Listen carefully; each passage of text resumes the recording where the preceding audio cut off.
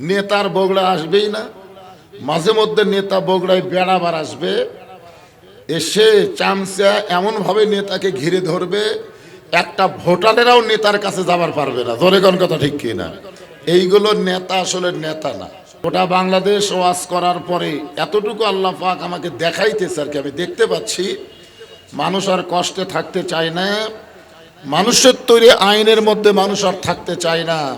আগামীতে আল্লাহর কোরআন দিয়ে বাংলাদেশ চলবে, এ দৃশ্য বাংলার মুসলমান দেখবার চায়। জোরে কোন কথা ঠিক কি না?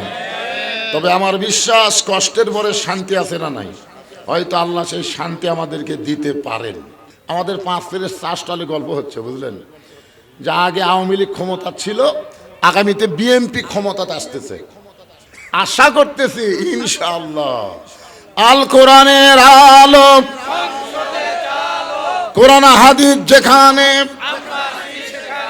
দুনিয়ার মুসলমান লিল্লাহে তাকবীর। আল্লাহর কোরআন দিয়ে যখন বাংলাদেশ চলবে, তখন নেতার বেটারা যতই শিক্ষা গ্রহণ করুক, আল্লাহর কোরআনের শিক্ষা তাদের জন্য বাধ্যতামূলক হবে। জোরে কোন কথা ঠিক কিনা? আল্লাহর কোরআন দিয়ে যখন বাংলাদেশ চলবে, তখন তিনি শিক্ষামন্ত্রী হবার পারবেন না। শিক্ষামন্ত্রী হতে গেলে আল্লাহর কোরআন নবীর হাদিসের জ্ঞান থাকা লাগবে। জোরে কোন কথা ঠিক কিনা? 95% মুসলমানের দেশে তখন ঘোষণা হবে, খায়রুকুম মান তাআল্লামাল কোরআনা ওয়া আল্লামাহ। ওই ব্যক্তি হলো পৃথিবীর সবচাইতে দামি সম্মানী, যে আল্লাহর কোরআন শিখেছে এবং অপরকে কোরআনের শিক্ষা দেয়। তখন আগডম বাগডম ঘোরানোর সাথে ঢাক ঢোলক ঝাঁঝর বাজে, এই মিথ্যা শিক্ষা বাতিল হয়ে যাবে। মুসলমানের দেশে আল্লাহর কোরআন নবীর সুন্নাহ মোতাবেক শিক্ষা চালু হবে। জোরে কোন কথা ঠিক কিনা? এখন তো যা ইচ্ছা তাই চলতেছে। যে কোরআন থেকে আপনারা আলোচনা শুনবেন, এ কোরআন সম্পর্কে আমাদের ধারণা থাকা দরকার, ঠিক কিনা বলেন? এ কোরআন সম্পর্কে আমাদের একটা আইডিয়া থাকা দরকার। আপনারা বলেন তো, যে কোরআন থেকে আপনারা তাফসির শুনবেন, এই কোরআনে কোনো সন্দেহ আছে? যেই কোরআনের প্রথমে আল্লাহ বললেন যালিকাল কিতাবুল লা রাইবা ফীহি হুদাল লিল মুত্তাকিন, এই কিতাবের মধ্যে কোনো সন্দেহ নাই, এই কিতাব পাইকারি হারে সবাইকে হেদায়েত দিবে না, কেবলমাত্র মুত্তাকি বান্দাবান্দি যারা আল্লাহর কোরআন থেকে হেদায়েত পাবে তারা। বলেন সুবহানাল্লাহ। এখন বলেন তো, আপনাদের শাকপালা এলাকায় মুত্তাকি কারা? যারা কোরআন থেকে হেদায়েত পাবে পাইকারি হারে সবাই পাবে। যারা এখন মেলার মধ্যে ঘুরতেছে এরাও মুত্তাকি। যারা আমার সামনে বসে আছেন আপনারা আর মেলার মধ্যে ঘোরে যারা, সবাই সমান? জোরে কোন, সবাই কি সমান? আল্লাহ যদি বলতেন যালিকাল কিতাবুল লা রাইবা ফীহি হুদাল লিন-নাস, এই কিতাবের মধ্যে কোনো সন্দেহ নাই, এই কিতাব পাইকারি হারে সবাইকে হেদায়েত দিবে, তাহলে আমরা বুঝতে পারতাম মেলার মধ্যেও যারা, মাহফিলেও যারা, সবাই হেদায়েত পাবে। আসলে আল্লাহ তাআলা এখানে ক্যাপাসিটি করে বললেন মুত্তাকি বান্দাবান্দি যারা আল্লাহর কোরআন থেকে হেদায়েত পাবে তারা। এই মুত্তাকির 1 নম্বর বৈশিষ্ট্য হলো আল্লাযীনা ইউমিনুনা বিল গায়ব, অদৃশ্যের প্রতি যারা বিশ্বাস স্থাপন করে। আপনারা কিছুক্ষণ আগে মাগরিবের নামাজ পড়ছেন, পড়েন নাই? আচ্ছা, মাগরিবের নামাজ পড়ার সময় এক সময় আত্তাহিয়াতুর শেষের দিকে যায়, আপনারা কিন্তু এভাবে আঙ্গুল তুলছেন, তোলেননি? আচ্ছা, কি জন্য তুলছেন? আমি এক মুসল্লির বললাম, ভাই এদের ভাবে আঙ্গুল মারলেন কারণ কি? সবাই তোলে, আমিও তুলি। মানে সবাই তোলে, ওইও তোলে, আমরা কি সেজন্যই তুলি? আমরা কিন্তু স্বীকারোক্তি দিলাম আশহাদু আল্লা ইলাহা ইল্লাল্লাহ।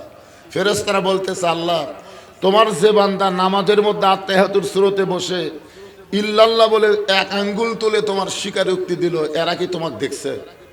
তা আল্লাহ বলতেছে, এরা তো আমাকে দেখে নাই। ফেরেশতারা বলল, না দেখা আল্লাহকে যারা স্বীকারোক্তি দেয় এদের রেজাল্ট কি? আল্লাহ বলতেছে, এরা যতই পাপী হোক না কেন, এরা পাবে বিনা হিসাবে জান্নাতি। ইয়ার কি মনে করছেন? এভাবে আঙ্গুল তোলা সবার ভাগ্যে হয় না, একমাত্র নামাজি যারা তারাই আঙ্গুল তুলতে পারে। ধরে কোন কথা ঠিক কিনা? অদৃশ্যের প্রতি বিশ্বাস স্থাপন করা। মুত্তাকি বান্দাবান্দি যারা হবে, না দেখা 2 ফেরেশতাকে তারা বিশ্বাস করবে। আমার 2 কাঁধে 2টা ফেরেশতা আছে, দেখছি কোনদিন? রাতের অন্ধকারে দরজা জানলা লাগা দিয়ে অনেক ছেলেরা ভিডিও, মোবাইলের অশ্লীল ভিডিও দেখবার যখন চায়, ও যদি বিশ্বাস করে আমি একলা না রে, আমার কম্বলের মধ্যে আমার দুই ফেরেশতাও কান্দত আছে, আপনার বলেন তো ও অশ্লীল ভিডিও দেখতে পারবে? কারণ তোমার দুই কান্দে দুই মোহরি, লিখিতেছেন ডায়েরি, দলিল দেখে রায় দিবে, টাকা পয়সার নাই কারবার। কিরামান কাতিবিনা ইয়ালামুনা মা তাফআলুন। মুত্তাকি বান্দা বান্দি যারা, তারা কোনোদিন চারিদিকে তাকাবে না। আজকে আমরা কোনো কাজ করার সময় চারিদিকে তাকাই, এভাবে চারিদিকে তাকাই, দেখি কেউ নেই, তখন মনে করি কেউ যখন দেখতেছে না তাহলে অন্যায় করি। মুত্তাকি যারা হবে তারা কোন দিকে তাকাবে? চারিদিকে না তাকালে কোন দিকে তাকাবে? ওরে বাবারে, কে দেখতেছে? কথা বলেন না কেন, কে দেখতেছে? হ্যাঁ, এই জন্য সবাই মুত্তাকি হওয়ার পারে না। অনেক নামাজিও দেখবেন মুত্তাকি হওয়ার পারে না, নামাজ পড়ে তারপরও চারিদিকে তাকায় দেয় কেউ নাই, অন্যায় করে। অথচ যে ব্যক্তির নামাজ আদায় করবে সে কিন্তু অন্যায় করবে না, কিন্তু নামাজ যারা পড়ে তারা করতে পারে। এই কোরআন শরীফে নামাজ পড়ার কথা এক জায়গাও নেই, ইকরাউস সালাত কোনো জায়গাত নাই, সব জায়গায় আছে আকিমুস সালাত, নামাজ কি করো? কায়েম করো। বর্তমান আমাদের বাংলাদেশে আমরা নামাজ পড়তেছি, নামাজ কায়েম হচ্ছে না। কায়েম শব্দের অর্থ হলো প্রতিষ্ঠা। আপনার বলেন তো, এখানে যত মানুষ আমরা বসে আছি সবার পরনে কাপড় আছে না নাই? সবার শরীরে কাপড় আছে না নাই? তাহলে বোঝা গেল আমাদের বাংলাদেশে কাপড় পরা এটা কায়েম হয়ে গেছে, এটা প্রতিষ্ঠা পেয়ে গেছে। এখন যদি কোনো উলঙ্গ মানুষ আপনাদের কাছে এসে বসবার চায়, ন্যাংটা মানুষ, আপনারা কে কাছে বসাবেন? বসাবেন? বরং সবাই ন্যাংটাকে তাড়া দেবেন, না হয় জোর করে তাকে কাপড় পরাবেন, যে কোনো একটা করবেন, হয় তাড়ায় দিবেন না হয় কাপড় পরাবেন। তাহলে বোঝা গেল যেখানে কাপড় পরা প্রতিষ্ঠা হয়ে গেছে, কায়েম হয়ে গেছে, এই জায়গায় ন্যাংটা মানুষকে যেমন মনে হয়, যেদিন বাংলাদেশে নামাজ কায়েম হবে সেদিন বেনামাজিকে ন্যাংটার মতন মনে হবে। জোরে কোন কথা ঠিক কি না? হয় তাকে সমাজ থেকে তাড়ায় দিবেন, না হয় তাকে যেভাবেই হোক নামাজ আদায় করার ব্যবস্থা করাবেন। জোরে কোন কথা ঠিক কি না? এখন আপনারা বলেন তো, আমাদের বাংলাদেশে কি নামাজ কায়েম হয়েছে? তো নামাজ কায়েম কি দেওয়া হবে? আমার ওয়াজ দেওয়া হবে? আমি কি 2-4 বছর হলো ওয়াজ করতেছি? আমার এমন কোনো ওয়াজ নাই যে ওয়াজ আমি নামাজের ওয়াজ করি নাই। আপনারা ইউটিউবে খুঁজে দেখেন, আমার এমন একটা ওয়াজ পাবেন না যে ওয়াজে নামাজের 2-4 মিনিট আমি ওয়াজ করিনি, কিন্তু আমি ওয়াজ করে দেখতেছি কান্ত হচ্ছে না। তার মানে বোঝা গেল আমাদের বাংলাদেশে নামাজ কায়েম করতে গেলে ওয়াজ দেওয়া হবে না। নামাজ কায়েমের সিস্টেম, নামাজ কায়েমের পরিবেশ, নামাজ কায়েমের সমাজ, নামাজ কায়েমের রাষ্ট্র তৈরি করা লাগবে। জোরে কোন কথা ঠিক কি না? এই রাষ্ট্র তৈরি করতে হবে কিভাবে? এই বিধান কি আল্লাহর কোরআনে আছে না নাই? দরকার আছে না নাই? যেই কোরআন সম্পর্কে আল্লাহ বললেন, অনুনাজ্জিলু মিনাল কুরআনি মা হুয়া শিফাউ ওয়া রাহমাতুল লিল মুমিনিন।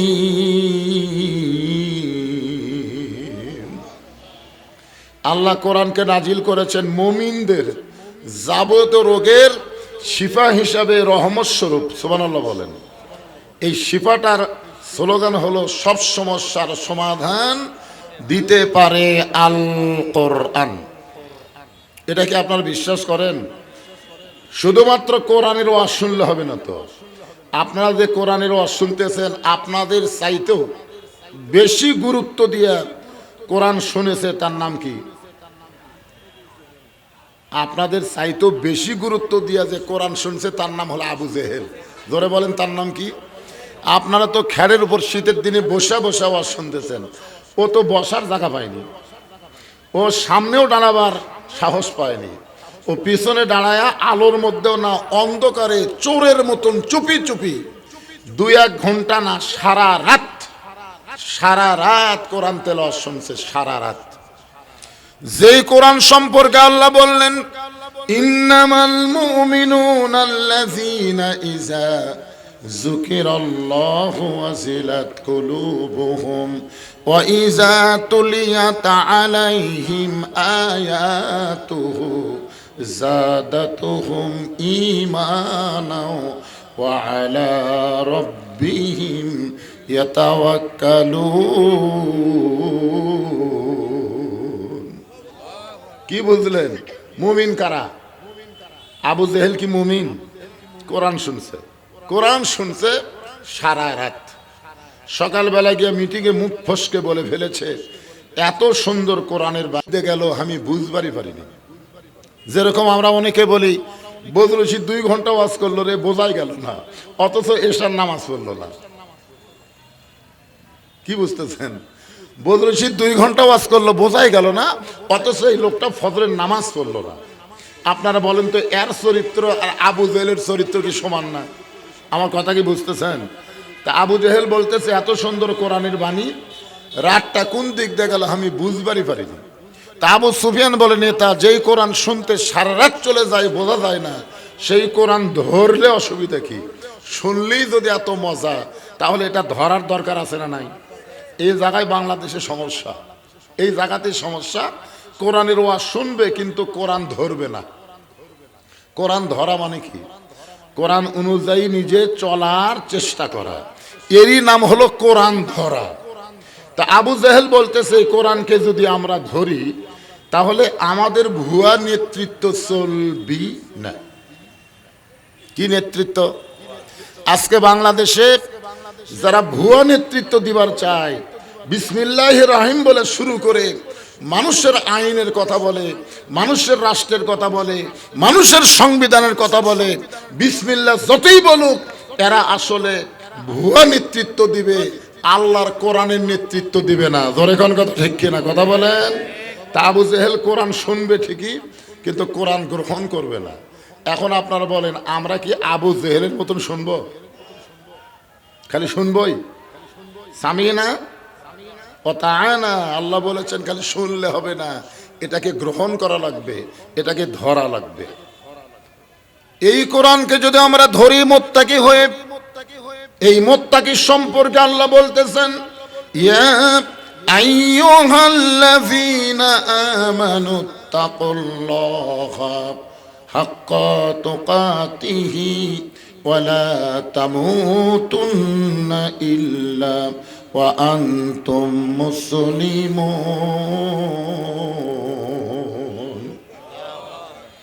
এই মুত্তাকির ব্যাখ্যা করতে গিয়ে আল্লাহ এখানে বলতেছেন যে হুদাল্লিল মুত্তাকিন কোরআন থেকে হেদায়েত নিতে গেলে কি হওয়া লাগবে মুত্তাকি হওয়া লাগবে এই মুত্তাকির একটা ব্যাখ্যা হচ্ছে যারা আমাকে বিশ্বাস স্থাপন করেছে আল্লাহ বলতেছেন যারা আমাকে বিশ্বাস স্থাপন করেছো তোমাদের এক নম্বর কাজ হচ্ছে আত্তাকুল্লাহ ভয় করতে হবে কাকে তো আল্লাহকে আমরা বর্তমানে ভয় করতেছি ঠিকই কিন্তু জায়গা মতো করতেছি না আল্লাহর ভয় কি মাঝে মাঝে না সব সময় তো আপনি মসজিদের মধ্যে কার ভয় কথা কয় না তো বগুড়ার বড় মসজিদ বা বাইতুর রহমান মসজিদে আপনি যখন জোহরের নামাজ আদায় করবেন জোহরের নামাজ কোন নামাজ নিয়ত করেছেন আল্লাহর ভয়ে সোয়াবের আশায় সামনে কাতারে নামাজ পড়বো কার ভয়ে আল্লাহর ভয়ে সোয়াবের আশায় সামনে কাতারে নামাজ পড়লে সোয়াব কম না বেশি কিন্তু দরজাত গিয়া আপনি পায়ের দিকে তাকায় দেখলেন 3000 টাকার জুতে মসজিদের দরজাত গিয়ে আপনি পায়ের দিকে খেয়াল করে দেখেন আপনার জুতার দাম কত 3000 টাকা মনে করেন 3000 টাকার জুতা এখন আপনি বলেন তো আল্লাহর ভয়ে জুতার দরজাত রেখে আপনি কি সামনে কাতারে বর্তমান পরিবেশে যাবার পারবেন যে পরিবেশ বর্তমানে চলতেছে এই পরিবেশে আল্লাহর ভয়ে জুতার দরজাত থুইয়া এই মাইকের সাউন্ড এরকম খারাপ করে দিলা কেন এতক্ষণ তো ভালোই আসছিল বিসমিল্লাহ কয়ে হাত দিও হ্যাঁ সাউন্ড বাহিরে যদি কম হয় বাহিরে দাও ভিতরে দিও না ভিতরে তো যথেষ্ট সাউন্ড হচ্ছে তোমাকে মিশিংয়ের ক্যাপাসিটি বাহিরে দাও ভিতরে দিও না ভিতরে খালি গম গম করতেছে সেটা বুঝতে পারবে না আসলে মুরগির তলে 12 ডিম দিচ্ছে 10টার বাচ্চা হচ্ছে 2টার বাচ্চা হয়নি আপনারা বলেন তো এই 2টা ডিমের বাচ্চা না হওয়ার কারণ কি কারণ হলো তাপ পাওয়া মানে বুকের নিচে থাকেনি ডিমগুলো থাকা লাগবে মুরগির কারতলে কিন্তু ওই 2টা ডিম খালি বাইরে বারবার খালি বাইরে গেছে। তো বাইরে ডিম থাকলে যেমন বাচ্চা হয় না, এই সামিয়ানার বাইরে যতই চেষ্টা করেন সাউন্ড দিয়ে কাম হবে না, কারণ ওরা বাইরের লোক। ওরা কিসের লোক? ওরা বাহিরের লোক। ভিতরে আসা লাগবে। আল্লাহ ভিতরে আসার কথা বলেছেন পুরাপুরি ভাবে, উদখুলু ফিস-সিলমি কাফা। কাফা মানে কি? পুরাপুরি সামিয়ানার তলে আসা লাগবে, এ ভিতরে আসা লাগবে। খুব খেয়াল করেন, তাহলে আপনি এখন আল্লাহর ভয়ে মসজিদের দরজা জুতে থুয়ে আপনি সামনে কাতারে যাবার পারতেছেন না, তাহলে আপনি কার ভয় করতেছেন? কথা কয় না, চোরের ভয়। তাহলে বর্তমান পরিবেশে ভয় বেশি কার? আল্লাহর না চোরের? কারণ আগে জুতা হাতত নিলেন কার ভয়ে, তারপরে মসজিদে ঢুকলেন কার ভয়ে? তাহলে আগে চোরের ভয়, তারপরে আল্লাহর ভয়। এই ভয়ে যদি কিয়ামত পর্যন্ত হায়াত পান, একটা ওয়াক্ত নামাজ আপনার কবুল হবে না। শুধুমাত্র ভয় করা লাগবে কার? তা চোরের ভয় কেন? আমার এক বন্ধু বলতেছে, ভাই বগুড়া একটা জায়গা কিনলাম কিন্তু বাসা করবার পারতেছি না। তা আমি কইলাম, কেন ভাই, টাকা নাই? কই টাকাও আছে, তো করতেছেন না কেন? বলে চাঁদাবাজের ভয়। ধরে কোন কিসের ভয়? বাসা করবার গেলেই ভিত থেকে শুরু করা লিন্টন পর্যন্ত খালি দেওয়াই লাগবে, এই ভয়ে আমি বাসা করতেছি না। আপনার বলেন, তুই আল্লাহর ভয় করতেছে না, না চাঁদাবাজের ভয়? তাহলে মসজিদে নামাজ পড়া পারতেছেন না চোরের ভয়ে, জুতা লিয়া বাইরে রাখতে পারতেছেন না, আবার বাসা বাড়ি করবার পারতেছেন না চাঁদাবাজের ভয়। এত ভয় বাংলাদেশে থাকবে না যদি আল্লাহর কোরআন দিয়ে বাংলাদেশ চলে। ধরে কোন কথা ঠিক কিনা? একটা ভয়ও থাকবে না। তাহলে পুরাপুরি আত্মাকুল্লাহ ডিগ্রি অর্জন করতে গেলে মানুষের তৈরি করা সমাজ দেওয়া হবে না, মানুষের তৈরি করা রাষ্ট্র দেওয়া হবে না, আল্লাহর কোরআনের রাষ্ট্র লাগবে। ধরে কোন কথা ঠিক?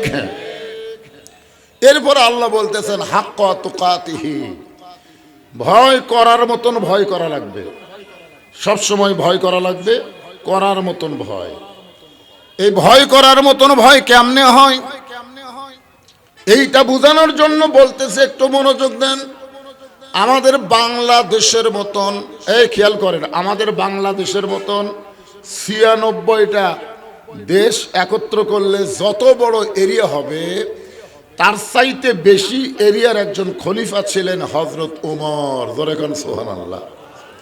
আপনারা ওমর ফারুকের জীবনে পড়ে দেখবেন, ওমর ফারুক যতদিন সাহাবী ছিলেন ততদিন এত গরম ছিল যে রাস্তা দিয়ে ওমর যাইতো, সেই রাস্তা দিয়ে শয়তান কয়দিন যাবার পারত না। কিন্তু হযরত ওমর যেদিন থেকে মদিনার খলিফা হলো, সেই দিন থেকে হযরত ওমর কিন্তু এত গরম ছিল না। উমরের মতো নরম মানুষ কেউ ছিল না। বলেন সুবহানাল্লাহ। তাহলে চিন্তা করে দেখেন, আল্লাহর কোরআন দিয়ে যখন কাউকে দায়িত্ব দেওয়া হয়, সে ক্ষমতা পাওয়ার আগে হয়তো গরম থাকতে পারে, কিন্তু আল্লাহ যখন ক্ষমতা দেয় তখন কি হয়? নরম হয় না গরম হয়? আর আমাদের বাংলাদেশে নরম কখন হয়? ক্ষমতা পাওয়ার আগে নরম। গরিবের বন্ধু, সমাজসেবক, জনদরদি নেতা গাড়ির থেকে নামে ফকিরক সালাম দেয়, আসসালামু আলাইকুম চাচা কেমন আছেন? ফকির চারিদিকে তাকায় দেয়, কে রে বাবা, কারে সালাম দিলে? আপনাকে দিলাম, আমি তো ভিক্ষা করে খাই। কয় ভোটের আগে চাচা আপনিও যা হামু তাই। আই নেতা রে, ভোটের আগে নেতা এত নরম হয়ে গেছে, সাধারণ মানুষের কাছে গিয়ে হাত ধরে ধরে মনে করতেছে নেতার চাইতে ভালো মানুষ কেউ নাই। যেই ক্ষমতা পায়া গেল, ক্ষমতার মালিককে হাই হাই নেতার সাইজ। কিন্তু আল্লাহর কোরআন দিয়ে যখন রাষ্ট্র চলবে, আগে থাকবে এমন রাস্তাতে গেলে শয়তান 40 দিন যায় না। সেই মানুষটা অর্ধ পৃথিবীর খলিফা হইয়া জুমার দিনে যখন খুতবা দেয়, এমন সময় একজন সাহাবী দাঁড়িয়ে বলতেছে, আমিরুল মুমিনিন, আপনার খুতবা আমরা শুনবো না। ওমর ফারুক চমকে গেল, কি জন্য ভাইজান? আমার দোষটা কি? কোন দোষে আমার খুতবা শুনবা না? সাহাবী বলতেছে, আমাদেরকে খাটো পাঞ্জাবি দিয়া আপনি লম্বা জুব্বা পরে খুতবা দিচ্ছেন, আমাদেরকে খাটো পাঞ্জাবি দিয়ে আপনি লম্বা জুব্বা কোথায় পাইলেন? এটা যতক্ষণ না বলবেন ততক্ষণ আপনার খুতবা, খুতবা মানে বক্তব্য শুনব। আচ্ছা বলেন তো, মানুষের আইন দিয়ে যদি রাষ্ট্র চলতো, এরকম কথা বলার সাহস হতো? কে রে তুই রে? আরে ওমর ফারুক কিছু বলার আগেই ওমর ফারুকের চামচের আওয়াজ ধরে সেই সাইজ করতো। আমাকে নেতা কি করবে, যা করবে করবে, তুই ধরার কে? এটা হলো মানুষের আইন। আর আল্লাহর আইন যখন চালু হবে, মসজিদের মধ্যে কার আইন চলে? ইমাম যদি 4 রাকাত নামাজে 3 রাকাতে বসে, ইমাম যদি দাওরা পাস হয়, ডবল টাইটেল পাস হয়, কিন্তু অটো ভ্যান চালক চিন্তা করবে আসরের নামাজ তো 4 রাকাত, 2 বৈঠক, 2 রাকাত আর 4 রাকাত, ইমাম যে 3 রাকাতে বসলো, অটো ভ্যান চালক আল্লাহু আকবার বলছে, আল্লাহু আকবার, কি সাহস! ইমাম ভুল করছে, ভ্যান চালক লোকমা দিছে, ইমাম মনে মনে বলতেছে 41 সালের আগে আমি উঠবো না। এই মনে করে ইমাম যদি বসায় থাকে, স্বৈরাচারী হয়ে বসে থাকে, আপনার বলেন তো মসজিদের মুসল্লি ভ্যানালার পক্ষে যাবে না নেতার পক্ষে যাবে? কারণ ভ্যানালা যেটা বলছে এটাই ঠিক, ইমাম যেটা করতেছে এটা ব্যাঠিক। আল্লাহর ঘরের মধ্যে ঢুকে নবীর তরিকা মোতাবেক নামাজ পড়াবার পারলে তুই ইমাম, যদি পড়াবার না পারিস তোকে পরিবর্তন করে আর একটা নেতা বানাবো। কারণ মসজিদে কোনো মানুষের আইন চলে না, মসজিদে আইন চলে কার? আরো জোরে বলেন। আচ্ছা, আমাদের বাংলাদেশে মসজিদে আল্লাহর আইন চলে, সমাজে চলে না কেন? এ না চলার পিছনে কারণ কি আপনারা জানেন? কারণ হলো, আওয়ামী লীগকে যদি জিজ্ঞাসা করেন মসজিদ কার ঘর, বলবে আল্লাহ। বিএনপিকে জিজ্ঞাসা করেন মসজিদ কার ঘর, তাই আল্লাহ। জামাত ইসলামকে জিজ্ঞাসা করেন মসজিদ কার ঘর, আল্লাহর। যে দলই করুক না কেন, যদি মসজিদ ব্যাপারে বলেন কার, সবাই বলবে আল্লাহ। বাংলাদেশের সমস্ত দলের মানুষ মসজিদ আল্লাহর ঘর বিশ্বাস করছে, কিন্তু গোটা বাংলাদেশও যে আল্লাহর এই বিশ্বাস এখনো করেনি। ধরে এখন কথা ঠিক কিনা? আপনারা বলেন তো, মসজিদ কার? দেশ কার? পৃথিবী কার? খালি মুখ দিয়ে ধারাপাতের মতন আল্লাহর আল্লাহ ঠিকই, কিন্তু মসজিদের মতো বিশ্বাস করেনি বলে মসজিদে কোনো রাজনীতি চলে না। সব দলের মুসলমান এক কাতারে নামাজ পড়ে। ধরে কোন কথা ঠিক কিনা? কারণ আল্লাহর ঘরের মধ্যে দলাদলি চলবে না, আল্লাহর ঘরের মধ্যে আগে পাত চলবে না, কাতার সোজা করা লাগবে। তো আল্লাহর ঘরের মধ্যে বিশ্বাস করলেন, বাহিরে বিশ্বাস করতেছি না। কারণ একটা, আজকে আমরা বলবো তাবারাকাল্লাযী বিয়াদিহিল মুলক ওয়া হুয়া আলা কুল্লি শাইইন কদির। গোটা পৃথিবীর রাজত্ব, কর্তৃত্ব, মালিকানা একমাত্র কার হাতে? সমস্ত ক্ষমতার মালিক কে? না, আপনার খুব জোরে বললেন না। আল্লাহ শারীরিক সুস্থতা, মানসিক প্রশান্তি দান করে আজকের এই জান্নাতের টুকরার মধ্যে আমাদের কবুল করলেন। আমরা সে আল্লাহর উপরে খুশি হয়েছি না বেজার? তাহলে জবান খুলে সমস্বরে সকলে বলবো, রব্বানা লাকাল হামদ হামদান কাসীরান তাইয়িবান মুবারাকান ফিহি। আমরা ভাগ্যগুণে এমন একজন আল্লাহ পেয়েছি যে আল্লাহ নিজেই বলেছেন, আল্লাহু লা ইলাহা ইল্লা হুয়াল হাইয়ুল কাইয়ুম। এটা আমাদের ভাগ্যের ব্যাপার, আমরা আল্লাহ পেয়েছি। বলেন সুবহানাল্লাহ। আল্লাহ যদি দুনিয়াতে আমাদেরকে হিন্দুর ঘরে পাঠাতো, বৌদ্ধ, ইহুদি, খ্রিস্টানদের ঘরে পাঠাতো, তাহলে কিন্তু আমরা আল্লাহ পেতাম না, ভগবান পেতাম, গড পেতাম, ঈশ্বর পেতাম। কিন্তু মুসলমানের ঘরে আল্লাহ আমাদের কবুল করার কারণেই জন্মসূত্রে আমরা আল্লাহ পেয়েছি। বলেন সুবহানাল্লাহ। এখান থেকে প্রমাণ হয়ে গেল আল্লাহ তাআলা আমাদের পক্ষে রয়েছেন। এই দুনিয়াতে আসার আগে আমরা আর একটা জগতে ছিলাম, যেই জগৎকে বলা হয় রুহের জগৎ।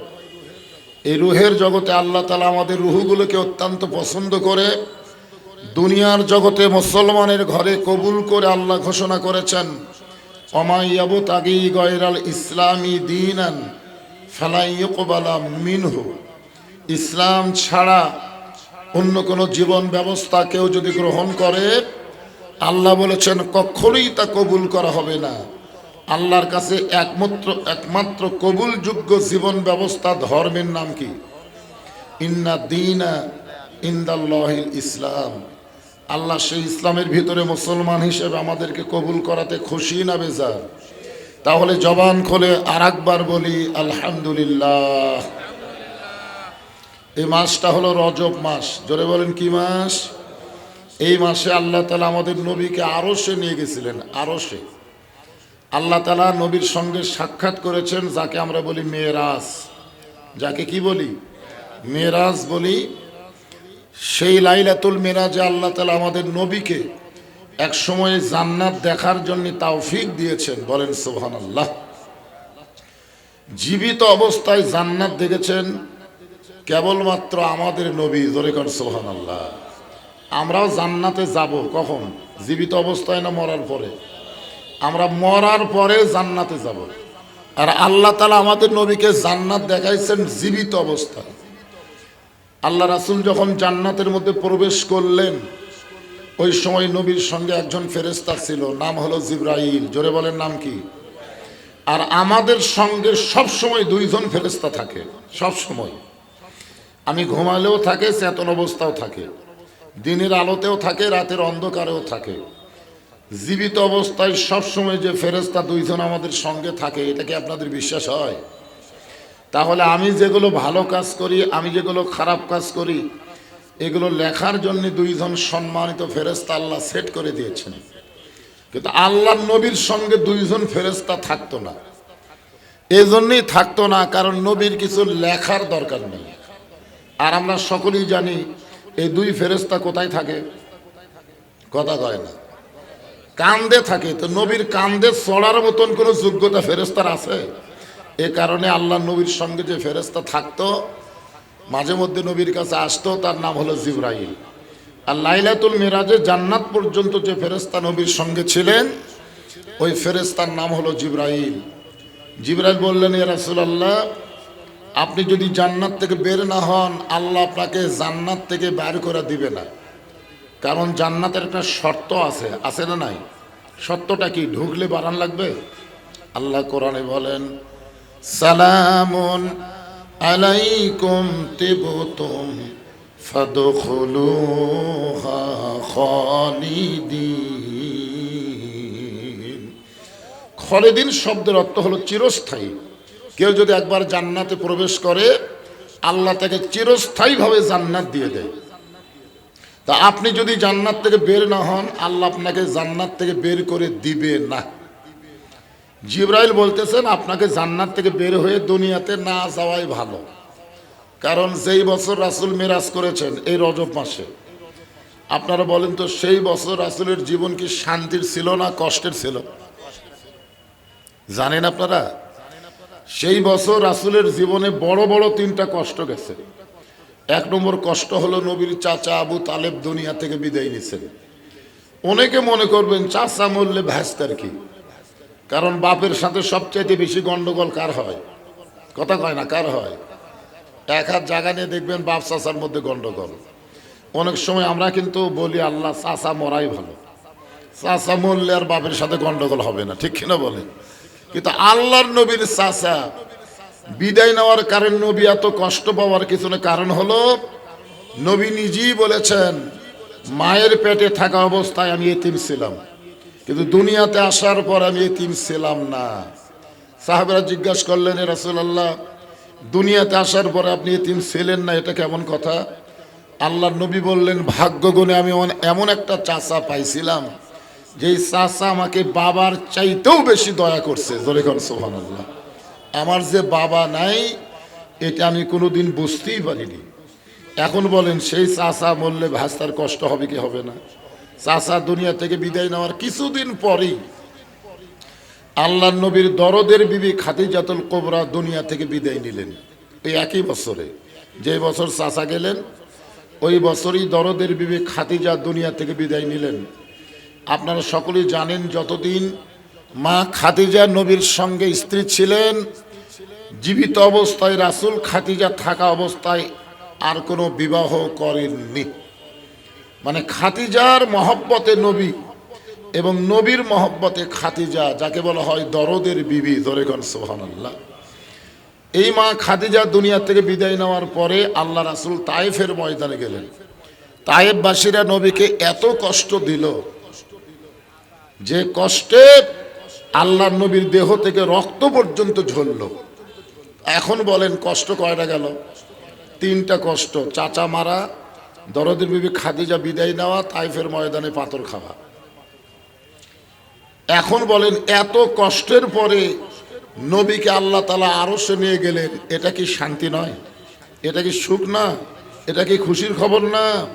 আমাদের বাংলাদেশে আমরা দীর্ঘদিন বহু কষ্ট করেছি, ঠিক কিনা বলেন? বহু কষ্টের পরে আগামীতে একটা শান্তি সুখ আসার সম্ভাবনা আছে। আপনাদের কি মনে হয়?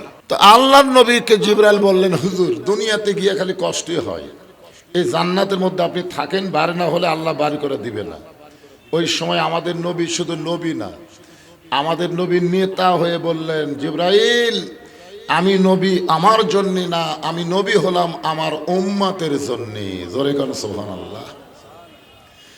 যেই নবী জান্নাতের মধ্যে গিয়া আমাদের কথা বলে না, আর এখনকার নেতারা সংসদে গেলি আর আমাদের কথা মনে থাকে না। জোরে কোন কথা ঠিক কিনা? দেখবেন সংসদ পাশে তো কি জানি পাইয়া গেছে, এখন বুঝবার পারতেছেন না, কিন্তু নেতা প্রকৃত কারা? আল্লাহ নবী বললেন, জিবরাইল আল্লাহ যদি আমাকে জান্নাতে থাকার জন্য ঢুকতে বলতেন, আমি জান্নাতে ঢুকতামই না। আমি সেই দিন জান্নাতে থাকার জন্য ঢুকবো যেদিন আল্লাহ তাআলা আমার সমস্ত উম্মত উম্মতিনীকে জান্নাত দিবে। এমন একজন বিশ্বনবীর উম্মত হওয়াতে আপনারা খুশি না বেজার? তাহলে জবান খুলে আরেকবার বলি আলহামদুলিল্লাহ। আমি আপনাদের অনুরোধ করব, গেটের কাছে শুধুমাত্র ভলেন্টিয়ার ছাড়া বাদ বাকি যারা আছেন তারা বসে পড়বেন। কোরআনের মাহফিলে বসাটাই হলো আদবি। বসাটা কি? আদব। আর দাঁড়িয়ে থাকা ওটা বলা লাগবে না, আদবের উল্টা কি হয়? তো বসাটা যদি আদবে হয়, দাঁড়িয়ে থাকা কি আপনি নিজেই চিন্তা করেন।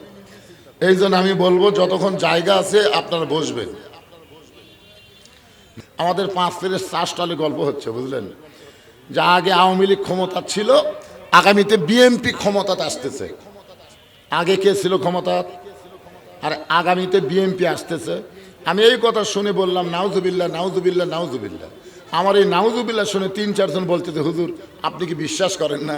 আমি বললাম না, বিশ্বাস করেন না, কারণ আওয়ামী লীগও ক্ষমতা ছিল না, বিএনপিও ক্ষমতা আসবে না, সব সময় ক্ষমতায় থাকবে না আমার আল্লাহ। ধরে খান কথা ঠিক কিনা?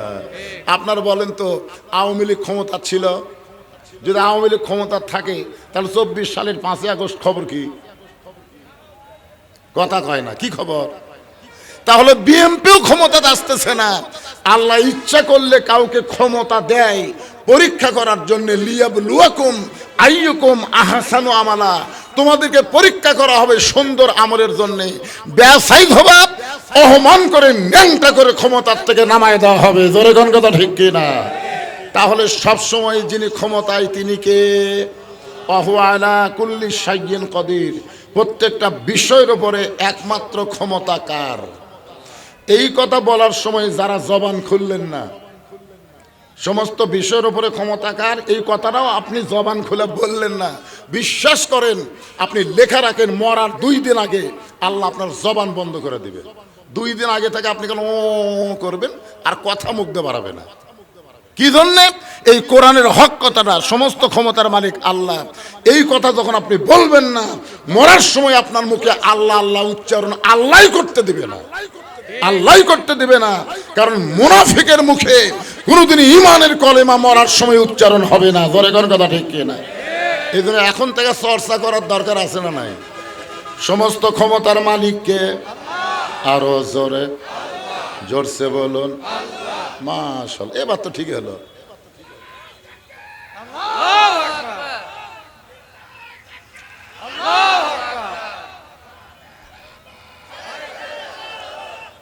এই ঘরে ঘরে বাদ দেন তো, কি এক ঘরে ঘরে কয়ে কয়ে শেষ হয়ে গেছে। আশা করতেছি ইনশাআল্লাহ আল কোরআনের আলো, কোরআন হাদিস যেখানে, দুনিয়ার মুসলমান লিল্লাহে তাকবীর। এখন উমর ফারুকের চোখ দিয়ে পানি পড়তেছে কার ভয়ে? আরো জোরে। পাঞ্জাবি লম্বা। হায় হায়।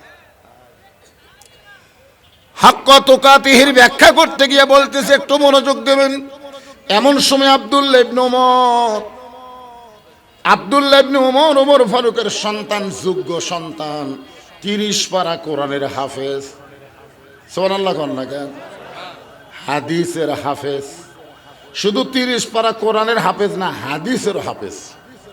চিন্তা করে দেখেন নেতার বেটার যোগ্যতা কেমন হওয়া দরকার। আল্লাহর কোরআন দিয়ে যখন বাংলাদেশ চলবে, তখন নেতার বেটারা যতই শিক্ষা গ্রহণ করুক, আল্লাহর কোরআনের শিক্ষা তাদের জন্য বাধ্যতামূলক হবে। জোরে কোন কথা ঠিক কিনা? আল্লাহর কোরআন দিয়ে যখন বাংলাদেশ চলবে, তখন তিনি শিক্ষামন্ত্রী হবার পারবেন না। শিক্ষামন্ত্রী হতে গেলে আল্লাহর কোরআন নবীর হাদিসের জ্ঞান থাকা লাগবে। জোরে কোন কথা ঠিক কিনা? 95% মুসলমানের দেশে তখন ঘোষণা হবে, খায়রুকুম মান তাআল্লামাল কোরআনা ওয়া আল্লামাহ। ওই ব্যক্তি হলো পৃথিবীর সবচাইতে দামি, সম্মানী, যে আল্লাহর কোরআন শিখেছে এবং অপরকে কোরআনের শিক্ষা দেয়। তখন আগডম বাগডম ঘোরানোর সাথে ঢাক ঢোলক ঝাঁঝর বাজে, এই মিথ্যা শিক্ষা বাতিল হয়ে যাবে। মুসলমানের দেশে আল্লাহর কোরআন নবীর সুন্নাহ মোতাবেক শিক্ষা চালু হবে। জোরে কোন কথা ঠিক কিনা? এখন তো যা ইচ্ছা তাই চলতেছে। আমাদের ছোট ছোট বাচ্চাদেরকে পবিত্র হওয়ার জন্যে শুরুতে কোন শিক্ষা দেওয়া দরকার? পবিত্রতা শিক্ষা দেওয়া লাগবে না? একটা মাদ্রাসায় গিয়ে দেখবেন একটা বাচ্চা পেশাব করে কি করতেছে, আর একটা প্রাইমারি যা দেখবেন তুমি কি করতেছে, দেখবেন তো। মাদ্রাসার বাচ্চা পেশাব করে পানি খরচ করতেছে, ওযু করতেছে, কারণ কি? লা ইয়ামুসসুহু ইল্লাল মুতাহহারুন। ততক্ষণ পর্যন্ত এই কোরআন শরীফ স্পর্শই করা যাবে না যতক্ষণ পবিত্র না হবে। আর ক্লাস 2 এর ছাত্র কান্দের উপর ব্যাগ নিয়ে খাড়া হয়ে পেশাব করতেছে। কেরে বেটা বসে পেশাব কর। কেমনে পেশাব করা লাগে তোর স্যার শিখাইনি? ও তখন মুসকে হাসার বলে, চাচা প্রাইমারি পেশাবখানা যায় দেখি আমার স্যারই খাড়া হয়ে পেশাব করে, আর স্যারই খাড়া হয়ে মারে, তাহলে বসবে? এইরকম অপরিষ্কার অপবিত্রতার দিন শেষ করে আগামীতে পবিত্রতার দেশ বাংলাদেশ গড়ে তোলা লাগবে। জোরে কোন কথা ঠিক কিনা? মান সাআলাল্লাহু তাআলা আশ-শাহাদাতা বিসিদকিন বাল্লাগাহুল্লাহু মানাজিলাশ শুহাদা ওয়া ইম্মাতা আলা ফিরাশিহি, রাওয়াহুল বুখারী কিতাবুল মাগাজি। আল্লাহ রাসূল বলেন, কোরআনের বিজয়ের আন্দোলন করতে গিয়া কেউ যদি শাহাদাতের তামান্না নিয়ে অন্তর থেকে আল্লাহর কোরআনের কর্মী হয়ে যায়, ওয়া ইম্মাতা আলা ফিরাশিহি, সে যদি নিজের বিছনাতেও মৃত্যুবরণ করে, বাল্লাগাহুল্লাহু মানাজিলাশ শুহাদা, হাসরের ময়দানে আল্লাহ তাকে শহীদদের কাতারে দাঁড় করায় দেবে। তো তাহলে চেষ্টা করার দরকার আছে না নাই? জোরে করা আছে না নাই? হ্যাঁ, চেষ্টা করতে হবে ভাইজান। কারণ আমাদের বাংলাদেশে ওসমান হাদির নাম শোনেন আপনারা? আকাশেতে লক্ষ তারা, একটা চাঁদের আলো, হাজার কোটি মানুষের চাইতে একজন ওসমান হাদি ভালো। ওসমান হাদি কিন্তু মরে নাই। প্রত্যেকটা গ্রামে বাচ্চা জন্ম নিচ্ছে। মুসলমানের ছেলে জন্ম নেওয়ার সাথে সাথে কোন নাম ছেলে রাখবে? তারা কিন্তু অনেক ছেলের নাম ওসমান হাদি রাইখা দিছে। একটা ওসমান হাদি দুনিয়া থেকে চলে গেল, হাজার হাজার ওসমান হাদির জন্ম হচ্ছে। ধরে কোন কথা ঠিক কিনা? আপনার মনে করেন মরে গেছে, আসলে মরে নাই। আল্লাহ কোরআনে বলেছেন, ওয়ালা তাকুলু লিমান ইউকতালু ফি সাবিলিল্লাহি আমওয়াতুন বাল আহইয়াউ ওয়ালাকিন লা তাশউরুন। আব্দুল্লাহ ইবনে ওমর বাবার পাশে দাঁড়ায় বলতেছে, রে নবীর সাহাবীরা, আমার বাবার জুব্বা লম্বা দেখে বাবার খুতবা তোমরা বন্ধ করে দিলা, কিন্তু আমার দিকে তাকায় দেখো, আমার পরনে কোনো নতুন কাপড় নাই। তোমরা খাটো পাঞ্জাবি হলেও তো নতুন পোশাক পরেছ, কিন্তু আমার পরে নতুন কোনো কাপড় নাই। এমন সময় অর্থমন্ত্রী ওসমান গনি, ওমর ফারুক যখন মদিনার খলিফা ছিলেন, ওই সময় অর্থমন্ত্রী হলেন ওসমান গনি। সুবহানাল্লাহ কন্যা কেন? অর্থমন্ত্রী, ধরে কোন কি মন্ত্রী? ওমর ফারুক হচ্ছেন মদিনার খলিফা, ওই সময় অর্থমন্ত্রী ওসমান গনি, আর শিক্ষামন্ত্রী হলেন হযরত আলী। ধরে কোন সুবহানাল্লাহ। ও আজগবি একজনকে মন্ত্রীর দায়িত্ব দিলে হবে না, তো বুঝে শোনা দেওয়া লাগবে। অর্থমন্ত্রী কেমন অর্থমন্ত্রী? তার চরিত্রটা কেমন, তার জীবনী পড়ে দেখেন। একদিন আল্লাহ রাসূল বললেন, ওসমান, আল্লাহ তোমাকে কত সম্পদ দিয়েছে, তুমি কি তার হিসাব জানো? ওসমান গনি বলতেছি, ইয়া রাসূলুল্লাহ, যেদিন থেকে স্বাবলম্বী সামর্থ্যবান লোকের উপরে যাকাত ফরজ হয়ে গেছে, সেদিন থেকে অবশ্যই হিসাব রাখতে হবে, কারণ শতকরা 2.5 টাকা যাকাত দেওয়া কার হুকুম? তাহলে আল্লাহ যাদের সম্পদ দিছে, আপনারা বলেন তো হিসাবের দরকার আছে না নাই? খালি ভোটের সময় হিসাব দেওয়া, যারা প্রাপ্তি হচ্ছে তারা হিসাব দিচ্ছে, আমার এত টাকা আয়। কি হিসাব? তো সরকারকে দেওয়া লাগবে না, দেওয়া লাগবে কাকে? কথা বলেন কাকে? তাহলে আপনার সম্পদের হিসাবের দরকার আছে না নাই? আজকে অনেকে বলে, হুজুর আমার কত টাকা আছে আমি নিজেই জানি না। তুই জাহান্নামী, তুই জাহান্নামী। কারণ যেই বেটা সম্পদের হিসাব জানে না, সে ঠিক মতো যাকাত আদায় করে না। জোরে কোন কথা ঠিক কিনা? যাকাত আদায় করা নামাজের মতোই ফরজ। যেখানে নামাজের কথা আছে সেখানে যাকাতের কথা আছে না নাই? জোরে কোন আছে না নাই? তো ওসমান গনি বললেন, অবশ্যই তো একটা হিসাব আছে। আল্লাহ রাসূল বললেন, হিসাবটা দাও তো। ওসমান গনি বললেন, ইয়া রাসূলুল্লাহ, আল্লাহ আমাকে যত সম্পদ দিচ্ছে, এই সম্পদগুলো রাখতে গিয়া যে গুদাম, এই মনোযোগ দিয়ে শুনবেন, যে গুদাম, এই গুদামে তালা দিয়ে এই তালার চাবি টানতে একটা উট হিমশিম খায়। আচ্ছা, এ ওয়াজ শোনার পরে সুবহানাল্লাহ বলেন না? তার মানে কোন দিকে তাকে আছেন আপনারা? এই আমার কথার দিকে খেয়াল করতেছেন না? করতেছেন? তাহলে কত সম্পদ আল্লাহ যে সম্পদ দিচ্ছে, সেই সম্পদ গুদামে রাখে, এই গুদামে তালা দিয়া গুদামের চাবি টানতে একটা উট হিমশিম খায়।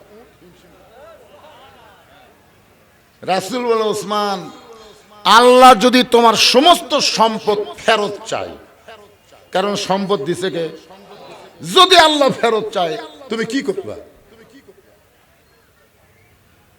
কি মনে হচ্ছে আমার করো? কি কয়? হ্যাঁ, সম্পদ নাই ওই দিবি। বাবা বসো বসো। যেই বলছে সমস্ত সম্পদ যদি আল্লাহ ফেরত চাই তুমি কি করবা, সঙ্গে সঙ্গে ওসমান গনি মারছে দৌড়। সমস্ত সাহাবীরা ভাবতেছে ওসমান গনি দৌড় দেওয়ার কারণ কি? আল্লাহ রাসূল বললেন, একটু ধৈর্য ধরো। কিছুক্ষণ পরে দেখা যায় ওসমান গনি যে উটটা চাবি বহন করে, ওই উটটা রশি ধরে ধরে নবীর কাছে এনে বললেন, ইয়া রাসূলুল্লাহ, সমস্ত গুদাম না, গুদামের শুধু সম্পদ না, গুদামের তালা, গুদামের চাবি বহনকারী উটটাও পর্যন্ত আমি আল্লাহরে দিয়া দিলাম। নবী আসমানের দিকে তাকায় বলেন, আল্লাহ, এই পরীক্ষার তো ওসমান গোল্ডেন এ প্লাস পেলো, আপনি ওসমানকে কি দিবেন? চাওয়া মাত্রই সমস্ত সম্পদ আপনাকে দিয়ে দিবার চাই। আল্লাহ বললেন, হাবিব, আমি আল্লাহ ছিলাম গানি, আল্লাহ গানিয়ুন ওয়া আনতুমুল ফুকারা। আমি আল্লাহ হলাম গানি, আমার গানি ডিগ্রি আমি ওসমান রে দিয়া দিলাম। সেই ওসমান হচ্ছেন অর্থমন্ত্রী, যাকে তাকে অর্থমন্ত্রী করা যাবে না। মন্ত্রী করার আগে কোরআন দিয়ে যখন রাষ্ট্র চলবে, সেই মানুষটার মধ্যে ইন্নাল্লাহা ইয়ামুরুকুম আন তুআদ্দুল আমানাতি ইলা আহলিহা ওয়া ইযা হাকামতুম বাইনান নাস আন তাহকুমু বিল আদল। আল্লাহু আকবার। ওসমান গনি বলেন, আব্দুল্লাহ, আজকে জুমার দিনে সবাই নতুন পোশাক পরেছে, তুমি পুরাতন কাপড় পরে কেন নামাজ পড়তে আসলা? আব্দুল্লাহ বলতেছে, আমি যদি আজকে নতুন কাপড় পরতাম তাহলে আমার বাবার জুব্বা লম্বা হতো না। রে নবীর সাহাবীরা, তোমরা হয়তো জানো না, যেদিন থেকে আমার বাবা মদিনার খলিফা হয়েছে, সেদিন থেকে আমার বাবার দায়িত্ব হলো সবাই ঘুম পাড়বে, আর আমার বাবা চোরের মতন চুপি চুপি একা একা মানুষের দুঃখ কষ্ট নিজের চোখে দেখবে। কার ভয়ে? কার ভয়ে? কোনো নিরাপত্তা নাই, কোনো পুলিশ নাই, কোনো র্যাব নাই। বাংলাদেশের মতন ৯৬টা দেশের খলিফা একা একা ঘরে, আর আমাকে এমপি একলা সুক্ত, তুই বলে গরিবের বন্ধু, আয় পুলিশ আসিস কেন? মন্ত্রীরা একলা আসো, পুলিশ ছাড়া বার হওয়ার পারে না। তার মানে কি? আল্লাহকে পুরাপুরি নিরাপত্তা দানকারী বিশ্বাসই করে না। ঠিক কিনা বলেন? আল্লাহ কোরআনে কি বলেছেন? অমাইয়া তাওয়াক্কাল আলাল্লাহি ফাহুয়া হাসবুহু। আল্লাহর প্রতি যারা ভরসা করবে আল্লাহ তাদের জন্য যথেষ্ট হয়ে যাবে। জোরে কান সুবহানাল্লাহ। অনেকে নিরাপত্তা কর্মীর হাতে গুলি খাচ্ছে, জোরে কান কথা ঠিক কিনা? আপনারা বলেন তো, নমরুদক মারছে কে? মশা মারছে? নমরুদক মারছে কে? যাই মাথাত বেড়াচ্ছিল তাই মারছে, জোরে কান কথা ঠিক কিনা? বেড়াতে বেড়াতে একসময় মনে হয় কি এক দায়িত্ব নিলাম রে, আরামে ঘুম পাড়ে আর আমি মশাক বাড়ানোর জন্য মাথার বেড়ে তো ঘুম পাড়ে, মার বাড়ি। এমন বাড়ি মারছে মাথা ফাটা, মশা বলতে তুইও বাঁচলো আমিও বাঁচলো। আজকে যাদেরকে নিরাপত্তা মনে করতেছ এরা নিরাপত্তা না, যে কোনো সময় তোমার নিরাপত্তার বিঘ্ন ঘটায় দিবে। জোরে কোন কথা ঠিক কি না? নিরাপত্তা দেওয়ার মালিককে আরো জোরে জোরসে বলুন। বিশ্বাস করেন এমনি এমনি জিকির করতেছেন? হায় হায়, নামাজ পড়ে আবার জিকির করতেছে, আমার দয়াল বাবার দরবারেতে কেউ ফিরে না খালি হাতে। অথচ নামাজে বলছে ইয়া কানা বুধু, দেওয়ার মালিককে। আবার কি বলতেছে? দয়াল বাবা। আল্লাহর ধন নবীর দিয়ে আল্লাহ আছে গায়েব হইয়া, নবীর ধন খাজা নিয়ে শুয়ে আছে আজমিরে, কেউ ফেরে না খালি হাতে খাজা তোমার দরবারেতে। ইমান থাকলো কেউ ফেরে না খালি হাতে আল্লাহ তোমার দরবারেতে। একটু মনোযোগ দিয়ে শুনবেন। আব্দুল্লাহ ইবনে উমর বলতেছেন, আমার বাবা চোরের মতন চুপি চুপি একা একা, সবাই যখন ঘুম পাড়ে তখন আমার বাবা নিজের চোখে মানুষের দুঃখ কষ্ট দেখে। আল্লাহর কোরআন দিয়ে যখন রাষ্ট্র চলবে তখন যাদেরকে নেতৃত্ব দেওয়া হবে তারা আর ঘুমাতে পারবে না, মানুষের দুঃখ কষ্ট নিজের চোখে দেখা তাদের জন্য ওয়াজিব হয়ে যাবে। দরকার ঠিক কিনা? ওমর ফারুক দুঃখ কষ্ট দেখতেছেন, হঠাৎ হযরত ওমর দেখতে পায় তাঁবু টাঙ্গানো, তাঁবুর বাহিরে একটা পুরুষ মানুষ অস্থির হয়ে গেছে, একবার উত্তরে যায় একবার দক্ষিণে যায়। তাঁবু টাঙ্গানো, তাঁবুর বাহিরে একটা পুরুষ মানুষ অস্থির হয়ে যাওয়া লক্ষণ ভালো। অস্থিরতা থাকবে মেয়েদের মধ্যে। জোরে কোন কার মধ্যে? কারণ জান্নাতের মধ্যে আগে অস্থির কে হয়েছিল? হাওয়া না আদম? বুঝতে পারতেছে না? গন্ধম গাছের কাছে আগে কে গেছিল? হাওয়া। মেয়েরা হবে অস্থির আর পুরুষ হবে স্থির। শত কষ্টের মধ্যেও পুরুষকে অস্থির হওয়া যাবে? কথা বলেন না কেন? যাবে? যাবে না ভাইজান। মেয়েরা অনেক সময় অস্থির হতে পারে, মেয়েদের কথা আলাদা। আল্লাহ কোরআনেও বলেছেন, আর রিজালু কাওয়ামুনা আলান নিসা, পুরুষেরা থাকবে উপরে, নারীরা থাকবে কোথায়? উপরে যদি পুরুষ থাকে নারীরা কুড়ি থাকবে, এটা বলা লাগবে। তা আমাদের বাংলাদেশের পুরুষেরা একটু সজাগ হন তো। আমরা বহুদিন মেয়ে মানুষের নিচে ছিলাম, আর যেন ভবিষ্যতে কোনো মেয়ে মানুষের নিচে যাওয়া না লাগে, আগামীতে যেন পুরুষেরাই সব কিছু করে, এটা একটু দেখার চেষ্টা করার দরকার আছে না নাই? আল্লাহ কবুল করুক, জোরে করে আমিন।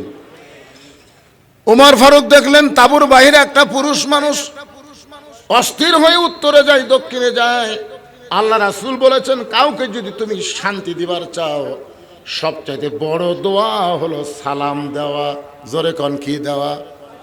আচ্ছা, আপনারা কবর যখন জিয়ারত করবার যান আপনার প্রথম কি দোয়া পড়েন নাকি সালাম দেন? এখান থেকে প্রমাণ হয়ে গেল যতই দোয়া পড়েন সবচাইতে বড় দোয়ার নাম হলো সালাম। আসসালামু আলাইকুম ইয়া আহলাল কুবুর। কবরে সালাম দিয়ে কি উত্তর আসে? উত্তর আসে না। তারপরে সালাম দেওয়া দিতে হবে দোয়ার জন্যে। ওমর ফারুক লোকটাকে স্থির করার জন্য সালাম দিলেন, আসসালামু আলাইকুম ইয়া আব্দুল্লাহ। লোকটা সালামের উত্তর দেয় না। ওমর ফারুক আবার সালাম দিলেন, আসসালামু আলাইকুম ইয়া আখি। লোকটা সালামের উত্তর দেয় না। ওমর ফারুক আবার যখন সালাম দেওয়ার জন্য যেই বলছে আসসালামু, সঙ্গে সঙ্গে লোকটা বলে, এই মিয়া বারবার আমাকে সালাম দেশ কেন? বারবার আমারে কি জন্য সালাম দেশ? আমি কত বড় বিপদে আছি তুই জানিস? ওইটা যে হযরত ওমর ওই লোকটাকে জানে, কারণ চোরের মতন একা একা ঘুরতেছে অর্ধ জাহানের খলিফা, এটা বিশ্বাস হয়? তুমি আমারে বারবার সালাম দাও, আমি এমন বিপদের মধ্যে আছি, তোমার দোয়া দিয়ে আমার কোনো কাজ হচ্ছে না। ওমর ফারুক লোকটার সামনে গিয়ে বলে, আপনার কি বিপদ ভাই? আপনার বিপদটা কি? লোকটা বলতেছে, হযরত ওমর যেদিন থেকে আল্লাহর কোরআন দিয়ে রাষ্ট্র চালায় সেদিন থেকে মানুষের কাছে দিনও যা রাতও তাই। জোরে কন্যা সুবহানাল্লাহ। ওই লোকটা হযরত ওমরের সামনেই বলতেছে, হযরত ওমর যেদিন থেকে আল্লাহর কোরআন দিয়ে রাষ্ট্র চালায় সেদিন থেকে মানুষের কাছে দিনও যা রাতও তাই। আমাদের বাংলাদেশে বর্তমানে দিন আর রাত কি সমান? এখন কিন্তু রাতের বেলা আমরা বক্তারা খুব বিপদে আছি। অনেক রাস্তা তেলতেলা হলেও কিন্তু আমরা যাবার পারতেছি না, চোর ডাকাতের ভয়ে আমরা ভাঙ্গা রাস্তা নিরাপদ মনে করে বাড়িতে আসতেছি। এই হাসিনা যাওয়ার পর থেকে বুঝলেন এতই সন্ত্রাসী বেড়ে গেছে ভাইজান, রাস্তার মধ্যে যেটি সেটি চিনতে। এখন হয়তো বলবেন হুজুর আপনি হাসিনার তারিফ করতেছেন। আচ্ছা, আমাদের বগুড়া শহরের দিকে তাকালে মাঝে মধ্যে হাসিনার কথা মনে হয় না? তল দেও গাড়ি যায়, উপর দেও গাড়ি যায়। এটা করলো কে? এ কথা কর না কেন, এটা কে করলো? যে ওবায়দুল কাদের আজকে মরিছে না বাঁচে আছে, এই নিয়ে ফেসবুকে খুব ঝড় উঠতেছে। আর যাই হোক, আমরা কিন্তু রাস্তাঘাট ভালোবাসি। তোর এখন কথা ঠিক কিনা? যেটা হাসিনার ভালো বলাই লাগবে ভাইজান, বলাই লাগবে। কিন্তু হাসিনার সবচাইতে যেটা খারাপ করছে সেটা হলো আলেম ওলামাদের সঙ্গে, ইসলামের সাথে, ইসলামী শিক্ষার সাথে গাদ্দারি করেছে। জোরে কোন কথা ঠিক কিনা? কথা বলেন। এক আল্লামা সাইদি হুজুরকে যদি হাসিনা ছেড়ে দিত, বাংলার মুসলমান ওর উপর এত রাগ করত না। কিন্তু জেলখানায় বন্দি রেখে তাকে আবার হাসপাতালে নিয়ে গিয়ে হত্যা করলো। এই যে ভারতের কথা মতো হাসিনা চলার কারণেই অধিকাংশ মানুষ হাসিনার এত ভালো কাজ দেখেও কিন্তু তারা তার উপর খেপে গেছে। কথা বলেন ঠিক? আমি ভবিষ্যতে যারা বাংলাদেশের ক্ষমতার মসনদে বসবেন তাদেরকে বলতেছি, খবরদার এ ভারতের পক্ষ অবলম্বন করেন না। কারণ বাংলার মুসলমান আর যাই হোক, ভারতের দালালি তারা পছন্দ করে। এ জোরে কর না কেন? করে। কেন করে না? যেই ভারত আমাদের 400 বছরের পুরাতন বাবরি মসজিদ ভাঙ্গা ওই জায়গায় রাম মন্দির তৈরি করলো। ভারতে মন্দির বানানোর বহু জায়গা আছে, কিন্তু কোনো জায়গায় ফাঁকা জায়গায় মন্দির না বানায়া মসজিদ ভাঙ্গা সে জায়গায় মন্দির বানানোর পর থেকে বাংলার মুসলমানের কলিজার মধ্যে ভারত হলো 1 নম্বর শত্রু। ধরে কোন ঠিক কিনা? একটু মনোযোগ দেবেন। বাংলার মুসলমান নামাজ যদি নাও পড়ে, তারপরেও তারা কিন্তু মসজিদকে ভালোবাসে। বাসে না ভাইজান? আমার এলাকার 2 বেনামাজি গন্ডগোল লাগে বলতেছে, বিশ্বাস যদি না করিস মসজিদ ছুঁয়া কোমরে চল। ওরা কিন্তু নামাজ পড়ে না। তা আমি কইলাম, কে রে ভাই নামাজ পড়িস? কয় না। তো মসজিদ? কয় মসজিদ আল্লাহর ঘর হুজুর, আমরা বিশ্বাস করি। শোনেন, মুসলমানের নামাজ না পড়লো মসজিদকে তাদের জীবনের চাইতে বেশি ভালোবাসে। কথা কন ঠিক কিনা? এই জন্য ভারত বাবরি মসজিদ ভাঙ্গার পর থেকে আমাদের কলিজার মধ্যে একটা আগুন আছে না নাই? এই ভারতের পক্ষে যারা কথা বলবে বাংলার মুসলমান তাদেরকে সহ্য করবে না। কথা প্রসঙ্গে কথা আসলো বললে আপনাদের বললাম একটু খেয়াল করবেন। লোকটা বলতেছে হযরত ওমর যখন আল্লাহর কোরআন দিয়ে রাষ্ট্র চালায় তখন প্রত্যেকটা মানুষের জন্য দিনও যা রাতও তাই। তুমি জানো না, তুমি জানো না। কি কি ভাইজান কি না? শোনেন, আজান আজান কি জন্যে? নামাজের জন্য, ঠিক না? আজানের উত্তর দেওয়া মানে কি? সবাইকে দেওয়া লাগবে না, এখান থেকে যে কোনো একজন উত্তর দিলেই চলবে। আর আজান দেওয়া মানে আমাদেরকে নামাজের জন্য ডাকতেছে। জোরে কোন কথা ঠিক কি না? এখন আমরা নামাজ পড়বো না? এ ভাই, এখানে যত মানুষ বসে আছেন আমরা কি এসে নামাজ পড়বো না?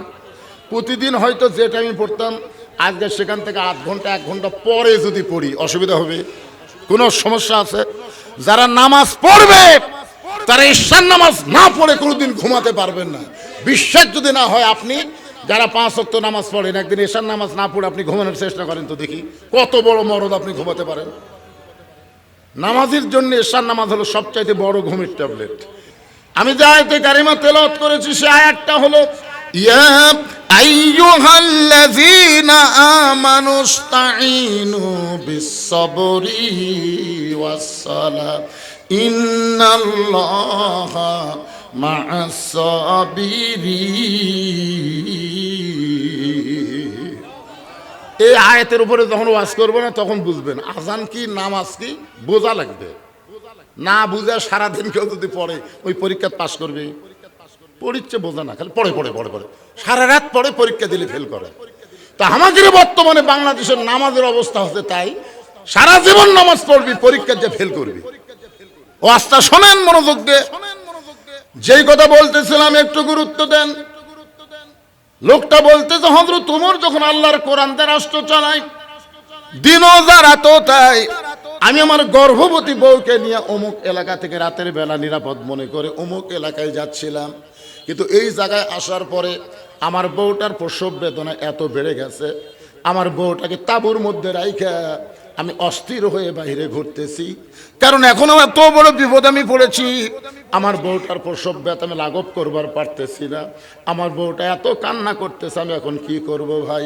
ওমর ফারুক লোকটার বুকের মধ্যে নিয়ে কপাল একটা চুমা দিয়ে বলতে, ভাইজান আপনার কোনো টেনশন করা লাগবে না, আমার বাড়িতে একটা ভালো ধাত্রীর খবর আছে। সুবহানাল্লাহ কন্যা কাজ। যেই লোকটা 3 বার সালাম দিলে উত্তর না দেখছে, এই মিয়া আমাদের মতন এই সামসা নেতা হলো কি করতো? আর কান সারা ছড় মারতো। কিন্তু আল্লাহর ভয়, জোরে বলেন কার ভয়? আল্লাহর ভয়। হযরত ওমর বললেন, তোমার কোনো টেনশন নাই, কোনো চিন্তা করো না, একটু ধৈর্য ধরো, আমার বাড়িতে ভালো একটা ধাত্রী আছে। এই বলে হযরত ওমর এক দৌড়ে বাড়িতে আসলেন, এক দৌড়ে বাড়িতে এসে দরজায় সালাম দিলেন, আসসালামু আলাইকুম আহলাল বাইত। আব্দুল্লাহর মা সঙ্গে সঙ্গেই দরজা খুলে গেছে। সালাম দিয়ে খেলে আব্দুল্লাহর মা বলা মাত্রই দরজা খুলে গেছে। ওমর ফারুক বললেন, কেগো বিবি, আমি মানুষের কষ্ট দিন রাতের বেলা চোরের মতন দেখি, আর তোমাকে ডাক দাও মাত্রই তুমি দরজা খুলে দিলে, কারণ কি? বউ স্বামীর কপালে চুমা দিয়ে বলতে, স্বামী গো, আপনি যেদিন থেকে মানুষের দুঃখ কষ্ট রাতের বেলা দেখা শুরু করছেন, সেদিন থেকে আমি রাতের বেলা ঘুম পারি না, সারা রাত এই দরজায় দাঁড়িয়ে থেকে আপনার নিরাপত্তার জন্য দোয়া করি। জোরে করে সুবহানাল্লাহ। চিন্তা করেন, নেতা ভালো হতে গেলে তার বউ ভালো হওয়া লাগবে ভাই।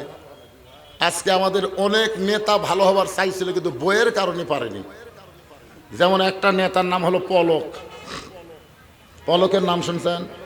ফান্দে পড়িয়া পলক কান্দে রে। পলক এত টাকা কামাই করছে, 1000 কোটি টাকা। এখন পলকের বউ বেগম পাড়ায় মশা মারতিছে, আর পলক জেলখানার মধ্যে কষ্টে জীবন যাপন করতেছে। জোরে কোন কথা ঠিক কিনা? আমি অন্য কোনো নেতার কথা বলি না, সব নেতাই বুড়া বয়সে বাড়ির থাকার চাইতে জেলত যাওয়াই ভালো। কারণ বুড়া মানুষ খালি ফ্যাস ফ্যাস করে, ওই বাড়িতে না থাকে হয় চিল্লা না হয় জেল, যে কোনো একটা ভালো। জোরে কোন কথা ঠিক কিনা? বুড়া মানুষ খালি চিল্লা চিল্লি করে। একজন বলতে, চিল্লা চিল্লি যদি বন্ধ করবার চাও, চিল্লাত পেটে দাও। এই চিল্লাত যাওয়া ভালো নয়, জেলত যাওয়া ভালো। কিন্তু পলক একটা যুবক মানুষ, এই পলকের বউ যদি আজকে ভালো হতো, তাহলে পলক এই বিপদের মধ্যে পড়া লাগতো না। ওমর ফারুক বলে, বিবিরে তুমি কি জান্নাতে যাওয়ার চাও? ওমর ফারুকের বউ মুচকি মুচকি হেসে বলে, স্বামী গো, জান্নাতে সবাই যাওয়ার চায়।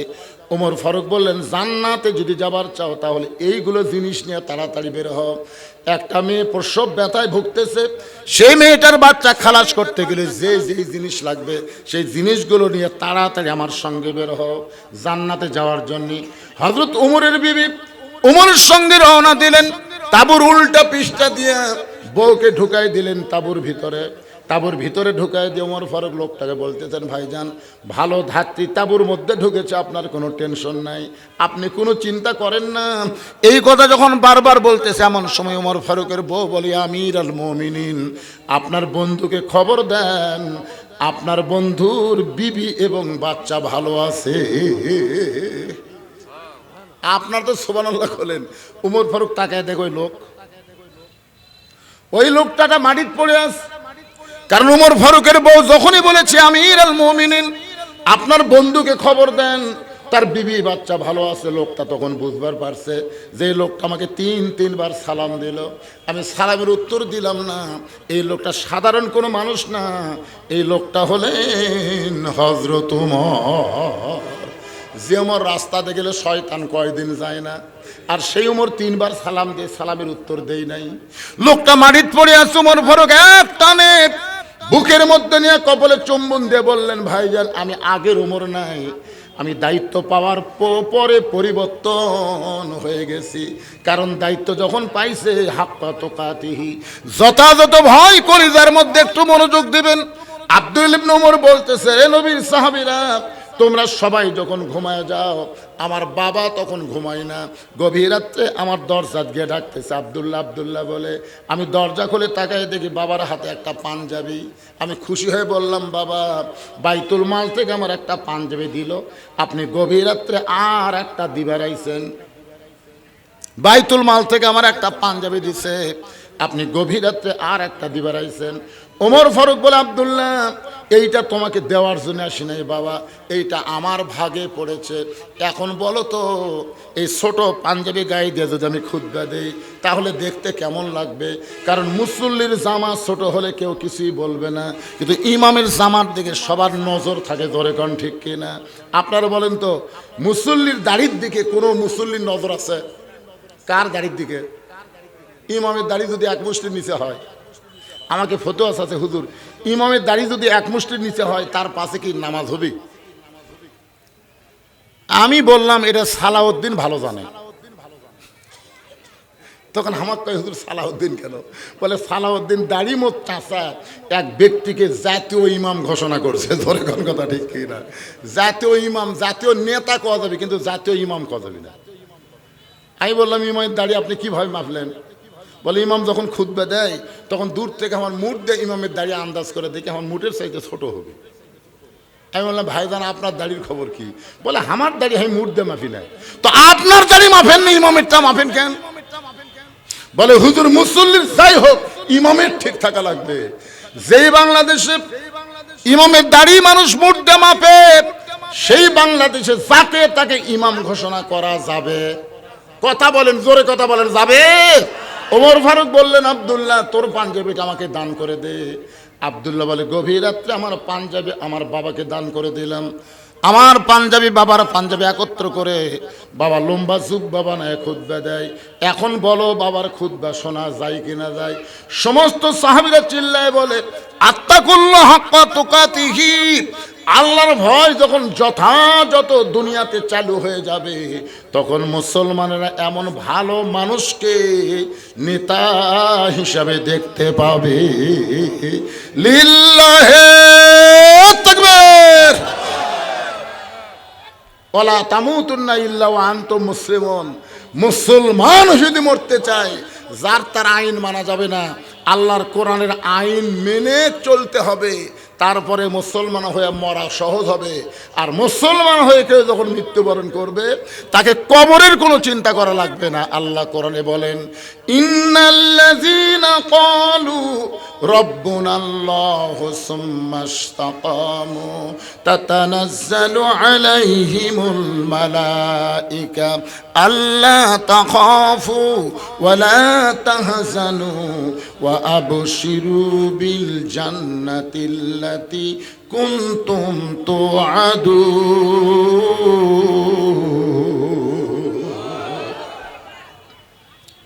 নিশ্চয় যারা আল্লাহকে রব হিসাবে স্বীকার করে, এর প্রতি যারা ইস্তেকাম থাকবে, রবের উপর ইস্তেকাম থাকতে গেলে এক নম্বর যে আমল তার নাম হলো নামাজ।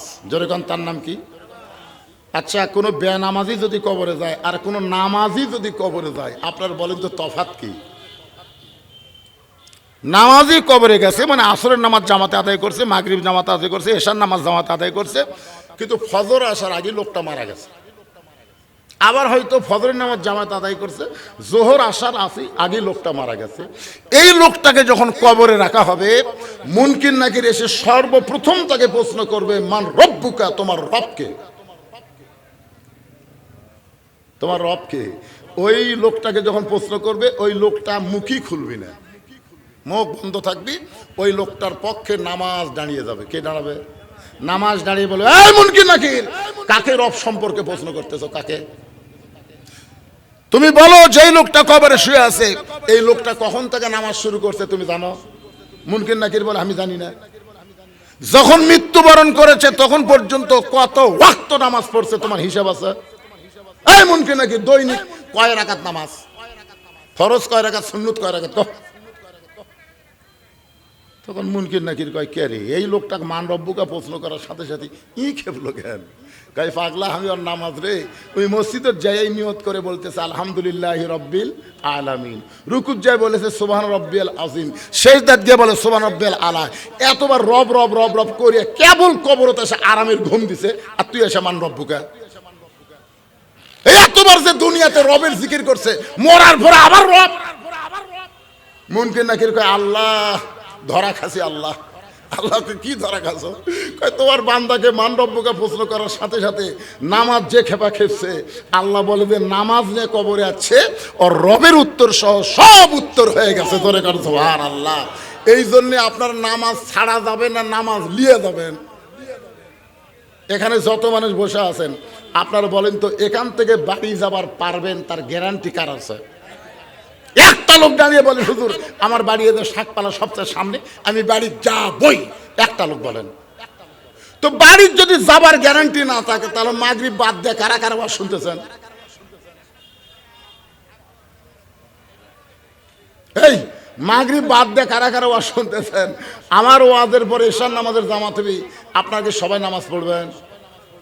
হাত তুলবার বলতেছি না, অনেক বেনামাজিও তালের মাথা হাত তুলবি, বুঝতেছেন না? আপনারা হয়তো জানেন না, নামাজ সম্পর্কে এমন কথা আছে, লা সলাতা লা ঈমানা, যার নামাজ নাই তার ঈমানই নাই।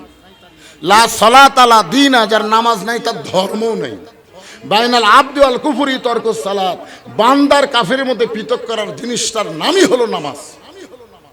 এই নামাজ বাড়িতে পড়লে হবে না, এই নামাজ ৭০ রাকাত মসজিদে জামাতের সঙ্গে আদায় করা লাগবে। ধরে কোন ঠিক? আর এই নামাজ সম্পর্কে আল্লাহ বলেছেন, যারা আমাকে বিশ্বাস স্থাপন করেছো, আস্তাঈনু বিস-সাবরি ওয়াস-সালাত ইন্নাল্লাহা মা'আস-সাবিরিন, যারা আমাকে বিশ্বাস স্থাপন করেছো, আমি আল্লাহর কাছে যদি তোমরা কিছু পাওয়ার চাও, তাহলে ধৈর্য আর নামাজের মাধ্যমে চাও। আল্লাহর কাছে পাওয়ার গেলে কি লাগবে? ধৈর্য, নামাজ, ধৈর্য। আচ্ছা বলেন তো, ধৈর্য আর নামাজ একসাথে আল্লাহ কেন বললেন? কারণ আমাদের সব কাজে ধৈর্য আছে, খালি একটা কাজে ধৈর্য নাই, সেটা হলো নামাজ। আপনি 5 মিনিট পরে জামাত শুরু হবে, কয় মিনিট পরে? আপনি 5 মিনিট আগে তো কোনোদিন ঢোকেন না, আজকে হঠাৎ ঢুকিয়েছেন মনে করে। কোনোদিনও কিন্তু আকামত দেওয়ার আগে ঢুকি না, কিন্তু আজকে হঠাৎ মনের ভুলে 5 মিনিট আগে ঢুকেছে। ঢুকে বারবার খালি ঘড়ি দেখতেছে, বারবার নিজে দেখে আবার পরেরটা বলতেছে, ভাই দেখ তোর কয় মিনিট আছে? এখনো 3 মিনিট ভাই। উইও খুব দুর্বল হয়ে বলতেছে এখনো 3 মিনিট ভাই। তখন বলতেছে আজ ঘড়ি লড়তেছে না রে, আজ ঘড়ি লড়তেছে না। এই লোকটাই নামাজ শেষ করে চা স্টলে বসে 1-1 ঘন্টা গল্প করবি, একবারও ঘড়ি দেখবি না। কথা কন না কেন, ঠিক কিনা? কারণ সবচাইতে মসজিদের মধ্যে গেলে মানুষ অস্থির হয়ে যায়। আসলে দোয়া পড়তেছে, আল্লাহুম্মা ফতাহলি আবওয়াবা রহমাতিক, এমন একটা রহমতের দরজা দিয়ে তোমার ঘরে ঢুকলাম। যতক্ষণ মসজিদের নামাজের জন্য অপেক্ষা করবেন, ততক্ষণ আল্লাহ তাআলার অবারিত রহমত আপনাদের উপর বর্ষণ হবে। জোরে কান সুবহানাল্লাহ। তাহলে ওই জায়গায় গিয়ে এত অস্থির হওয়ার কারণ কি? এই কারণে আল্লাহ অন্য জায়গায় বললেন, কদ আফলাহা মান তাযাক্কা ওয়া যাকারা ইসমা রাব্বিহি ফাসাল্লাহ। সাইকেল চালাইতে চালাইতে পেডেল বন্ধ করলে সাইকেল যেমন বন্ধ হয় না, দুনিয়ার মায়া মহব্বত নিয়ে মসজিদে গিয়ে নামাজের নিয়ত করলেও তার নামাজ হয় না। আপনারা বলেন তো, আগে সাইকেল চালাতে চালাতে হঠাৎ পেডেল বন্ধ করছেন, সাইকেল কি বন্ধ হবে? ওই যে আগে পেডেল মারার কারণে সাইকেলে একটা গতি তৈরি হয়েছে, এই গতির কারণে বহুদূর পর্যন্ত সাইকেল চলে যাবে। আপনি দুনিয়ার ব্যবসা বাণিজ্য করতে করতে, দুনিয়ার কাজ কাম করতে গিয়ে মসজিদে যাই, আল্লাহু আকবার আল্লাহু আকবারকে যে নিয়ত বানছেন, তখন মিন শারিল ওয়াসওয়াসিল খান্নাস, ভিতরে শয়তান বলতে, তুই যে তাড়াতাড়ি তালা দিয়ে মসজিদের মধ্যে আসলি, তোর চাবি।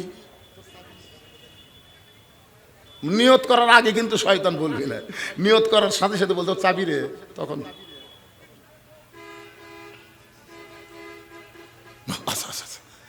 আপনার বলেন তোর নামাজ আছে? হাদিসে আছে বিস্তারিত, হুজুরি কলব ব্যতীত করছেন কালেও নামাজ তোর হবে না।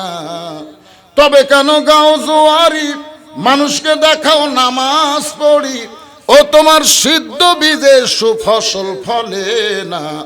আজও কেন আল্লাহর নামাজ ধরতে পারলা না? আল্লাহ কয় নামাজের জোরে ফায়েশা কাজ যাবে দূরে, পাক কোরআনে রয়েছে ঘোষণা। এখন আকাম কুকাম নামাজ রোজা একসাথে বান্দিয়া বোঝা, জাহান নামে দিয়া সরওয়ানা, আজও কেন আল্লাহর নামাজ ধরতে পারলা না। আমার এলাকার এক নামাজি মসজিদে বের হয়ে বলতেছে, আমাকে চিনিস? আমাকে চিনিস? মুখ সামলা কথা বলিস, খালি বগুড়ার থেকে ঘুরে আসাই তোকে সাইজ করবো। এখন নামাজ পড়ছি কিছু বলবো না, খালি ঘুরে আসি, 5 মিনিট থেকে বগুড়ার যাবি, ঘুরে আসাই ওকে সাইজ করবে। কি ওই কাহালো পার হওয়ার পারেনি, কাহালো 4 মাথার ভুটভুটির সাথে বাজা গেছে, ঘুরে আসাই সাইজ করবি। ওকে সাইজ কে করছে? কথা কন না কেন, কে করছে? যাকে বলছে ঘুরে আসাই সাইজ করবো, ওই আবার 250 গ্রাম আঙ্গুর কিনক দেখতে গেছে, যায় দেখে শহীদ যে মেডিকেল কলেজে ওক রোবটের মতন ব্যান্ডেজ করা থোছে। ওই আঙ্গুর বার করে মুকুট দিয়ে বলতেছে, ভাই ঘুরে যায় সাইজ করবার চালু, খবর কি ভাই? কই আমি নামাজ পড়ে রোজা করে মানুষ হবার পারলাম না রে, কারণ মনুষ্যত্ব আমার ভিতরে নাই। যে নামাজ মানুষকে মানুষ বানায়, যে নামাজ মানুষকে যাবতীয় বেহুদা খারাপি ফাইসা থেকে হেফাজত করে, আজকে আমরা সেই নামাজ আদায় করতে পারতেছি না। জোরে কোন কথা ঠিক কিনা? দৌড়ে যায় আল্লাহ আকবার, দৌড়ে যায় আল্লাহ আকবার। অনেক লোক মসজিদের মধ্যে ঢুকতে পারে কিন্তু নামাজের মধ্যে ঢুকতে পারে না। এত সোজা না ভাইজান। ওয়াসজুদ ওয়াক্তারিব, আল্লাহ কোরআনে বলেছেন সেজদা মানুষকে আল্লাহর নিকটে পৌঁছায় দেয়। রাসূল বলেছেন আনতাবুদুল্লাহ কাআন্নাকা তারাহু ফাইল্লাম তাকুন তারাহু ফাইন্নাহু ইয়ারাকা। যখন আল্লাহর বান্দা আল্লাহর ইবাদতের মধ্যে শামিল হয়, ওই বান্দাটা আল্লাহর সাথে দেখা করতে পারে, যদি নাও হয় আল্লাহ তাকে দেখতেছে, এই বিশ্বাস তার কলিজার মধ্যে চলে আসে। ধরে কন্যা সুবহানাল্লাহ। আজকে সেই মসজিদকে কেন্দ্র করে মাহফিল। আমি সময় যতটুকু দিয়েছে মাগরিবের পরে অন্য আরেকটা মাহফিল থাকার কারণে আল্লাহর ঘর মসজিদকে ভালোবেসে, নামাজকে ভালোবেসে, এখন যদি আপনাদের কাছে মসজিদের উন্নয়ন কল্পে কিছু চাওয়া হয়, আপনারা কি দিবেন? ওসমান গনির মতন মনে করেন তো সমস্ত সম্পদের মালিককে। এখন যদি আপনার কাছে ব্যাগ যায়, মসজিদের দান বাক্স আপনাকে সামনে গেছে, মসজিদের দান বাক্স যায় না, আপনার পকেটে 500 টাকার নোট আছে, 200 টাকার নোট আছে, 100 টাকার নোট আছে, 10 টাকার নোট নাই, আপনি কি দান বাক্স টাকা দিবেন? 500, 200, 100 শয়তান বলবে দেশ না, কারণ 10 টাকা নেই। এমন ঠেলা মারছে, 3 জন পার হয়ে গেছে। ওরা 3 জন বলতেছে আল্লাহ তোর হাতত বল দিছে রে, মানে ওরাও দিবে না। অথচ আল্লাহ রাসূল বলেছেন কেউ যদি মসজিদকে সুন্দর করার জন্য, নির্মাণ করার জন্য দেয়, আমি আল্লাহ সেটা নিয়ে তাকে জান্নাতে একটা ঘর বানা দিই। জোরে কোন সুবহানাল্লাহ। আমরা জান্নাতে যারা ঘর চাই, কারা চাই? আল্লাহকে একটু হাত দেখান তো ভাই, যারা চান। এরা কি দুনিয়ায় মনে করছে শেষ নাকি? হাত তোলেন, টান টান করে তোলেন, হাত নামান। জান্নাতে যারা একটা ঘর চাই, আল্লাহর ঘর মসজিদের জন্য রুমাল যাবে, ব্যাগ যাবে। কেউ যদি রুমাল ব্যাগে না চান, আমি গুনাহগারের হাতে 500, 1000 যদি আল্লাহর হস্তে দেন, তাহলে এখানে দিতে পারে। ছোট্ট একটা মানুষ কি বুঝলো, 50 টাকা আমার হাতের মধ্যে দিয়ে দিল। আল্লাহ এই বাচ্চার দানকে, এই ব্যাগলা ঢোকো পিছন দিয়ে, ও যেখানে লোকজন দাঁড়িয়ে আছে ওই জায়গা তাকে যাওয়া লাগে। মাছ কোন দিক দিয়ে যায়, মুয়ান চেনে না রে। দেন, সবাই দেন, সবাই দেন, 10, 20, 50, 100 যাই যা পারবেন, জীবনের শেষ দান মনে করে দিবেন ইনশাল্লাহ। এরশার নামাজের পরে আবার আলোচনা হবে। আমার আলোচনা শেষ হয়নি, লাভ দিয়ে ওঠেন না, আলোচনা সমাপ্তি করব, এখানেই নামাজ হবে। মাশাআল্লাহ। দেখেন, যেটা আপনার সিদ্ধান্ত নেবেন সেটাই হবে। আল্লাহ তোমার একজন কেন পুরানো টাকা দিলে, কেন এই এত পুরাতন টাকা দিলে, ভালো টাকা নাই? মাশাআল্লাহ। আল্লাহ তোমার একজন পাগল 500 টাকা দান করছে আল্লাহ, আর একজন 100 টাকা, আর একজন 200 টাকা দান করছে আল্লাহ। আল্লাহ দানকে কবুল করো আল্লাহ। আর একজন মাশাআল্লাহ, আল্লাহ তোমার পাগল, তোমার জান্নাতে একটা ঘর চাই, 500 টাকা দান করেছে আল্লাহ, দানকে কবুল করো আল্লাহ। একলাই কয়েক দিবে, একলা খাড়া হতে দেখেন তো, আর লোক নাই। আরো 2টা ছেলে দাঁড়াও তো, ভিতরে দাঁড়াও। আল্লাহ আর একজন 200 টাকা দান করছে, আল্লাহ তোমার ঘরের জন্য কবুল করেন। আর একজন 500 টাকা দান করছে, আল্লাহ আপনি কবুল করেন। আমার মা বোনদের কাছে বিশ্বস্ত লোক পাঠাবেন, আমার মায়েরা মসজিদকে ভালোবাসে, মসজিদের জন্য তারা দান করবে। দান করেন। বাপ মা যাদের কবরে গেছে, বাপ মার কথা মনে করে দান করেন তো। এই শীতের রাতে বাপ মা কবরে কেমনে আছে ভাই? কিছু দান করে বাপ মার কবরটা জান্নাতের বাগান বানাতে চাই। এই জন্য আল্লাহর হস্তে দান করবেন, আল্লাহর হস্তে দান করবেন, অযথা ছোটাছুটি করবেন না। স্টেজের দিকে আসেন, যাই যা পারবেন খুশি হয়ে দান করবেন। যেটা দিবেন আর সদকাতু তারুদ্দুল বালা, দান সদকা করলে আল্লাহ বালা মুসিবতকে দূর করে দেয়। দেখেন পিছন থেকে আমি বলছিলাম পিছন থেকে ব্যাগলে যান। কিছু লোক তো এমন আছে যে দান করাকে জুলুম মনে করে। আল্লাহ কোরআনে বলেছেন অমা তুনফিকু মিন শাইইন ফি সাবিলিল্লাহি ইউওয়াফা ইলাইকুম ওয়া আনতুম লা তুজলামুন। এটাকে তোমরা জুলুম মনে করো না। তোমরা যেটা দিবে আমি আল্লাহ ফকির না রে, তোমরাই ফকির। তুমি আমাকে 10 দাও, ইউওয়াফা ইলাইকুম, আমি তোমাকে 100 ফিরিয়ে দিব। এ কথা কি আমার না আল্লাহর? তাহলে আপনারা আল্লাহ দিতে ভয় পান কেন? আল্লাহ কি নিবে? আল্লাহ ফেরত দিবে। আল্লাহ বলেছেন আমি তোমাদের দিকে ফিরাই দেব। আল্লাহর একজন বান্দা 100 টাকা দান করছে, আল্লাহ দানকে কবুল করেন। যারাই যে নিয়ত করে দান করতেছে আল্লাহ সকলের নেক নিয়ত নেক আশাকে আল্লাহ আপনি কবুল করেন। আল্লাহুম্মা আমিন। ইয়া আইয়ুহাল্লাযীনা আমানুস্তাঈনু বিস-সাবরি ওয়াস-সালাহ ইন্নাল্লাহা মা'আস-সাবিরিন। এশার নামাজের পরে আবার পুরো দস্তুর মাহফিল চলবে এবং মাহফিল শেষে আপনাদের জন্য স্পেশাল বিরিয়ানির ব্যবস্থা আছে ইনশাআল্লাহ। খালি না, স্পেশাল বিরিয়ানির ব্যবস্থা আছে গরুর গোশত দিয়ে। শেষ পর্যন্ত আপনারা থাকবেন। মাগরিবের পরে যে হারে আপনারা এসেছেন তাতেই মাহফিল টইটুম্বুর হয়ে গেছে। এরপরে তো মাহফিলের বেড়া খোলা লাগবে ইনশাআল্লাহ। তাই এই জন্য আপনারা সবাই আসবেন। আমার জামাই সহ আরও কিছু বক্তা আছে, তারা আলোচনা করবে। আমি সংক্ষিপ্ত একটা মোনাজাত করবো আপনাদের নিয়ে, একটু বসেন। আল্লাহুম্মা আমিন। আল্লাহুম্মা আনতাস সালাম ওয়া মিনকাস সালাম তাবারাকতা ইয়া যাল জালালি ওয়াল ইকরাম। আয় আল্লাহ, মাগরিবের নামাজের পর থেকে এই পর্যন্ত যতটুকু আলোচনা করলাম আল্লাহ যদি কোনো ত্রুটি বিচ্যুতি হয় মাফ করে দাও। যা হাদিয়া মঞ্জুর করো সোনার মদিনায় কবুল করে নাও। যারা কষ্ট করে মেহনত করে তোমার মসজিদকে কেন্দ্র করে জান্নাতের বাগান লাগাইছে আল্লাহ তাদের সকলকেই জান্নাতি মানুষ হিসেবে কবুল করে নাও। আজকের মাহফিলের সম্মানিত সভাপতি কবুল করো, আজকের মাহফিলের সহসভাপতি কবুল করো, আজকের মাহফিলের প্রধান অতিথি বিশেষ অতিথির আল্লাহ কবুল করো। আল্লাহ মসজিদ কমিটিকে কবুল করো, যারা কষ্ট করে এত সুন্দর আয়োজন করেছে আল্লাহ তাদের সকলকে মাফ করো। আমার মা বোনদেরকে কবুল করো আল্লাহ। মেহেরবানি করে আমি অসুস্থ, আমার মতো অসুস্থ অবস্থায় যারা হাত তুলেছে সবাইকে সুস্থতার নিয়ামত দান করো। আমরা সেই দিন খুবই তৃপ্তি পাবো, শুধু কোরআন শুনবো না, যেদিন কোরআন মোতাবেক আমরা চলতে পারবো। আল্লাহ কোরআন মোতাবেক চলার একটা পরিবেশ আমাদের বাংলাদেশে দান করে দাও। সুবহান রাব্বিকা রব্বিল ইজ্জাতি আম্মা ইয়াসিফুন ওয়া সালামুন আলাল মুরসালিন আলহামদুলিল্লাহি রাব্বিল আলামিন। আসসালামু আলাইকুম ওয়া রাহমাতুল্লাহি ওয়া বারাকাতুহু।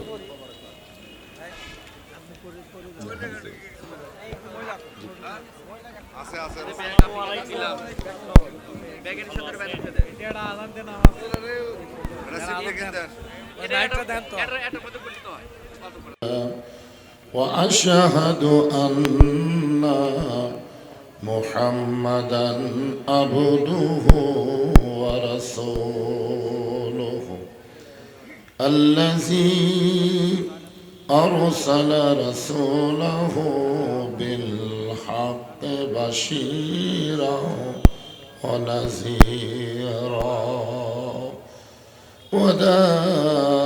وداعيا إلى الله بإذنه وسراجا منيرا.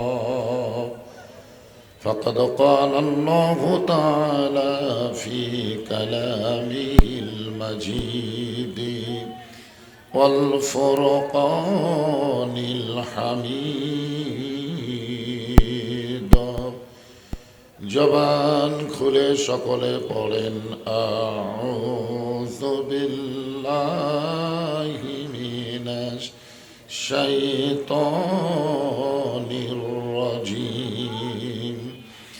বিসমিল্লাহির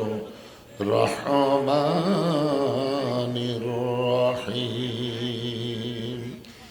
ইয়া আইয়ুহাল্লাযীনা আমানু ইসতাঈনু বিস-সাবরি ওয়াস-সালাহ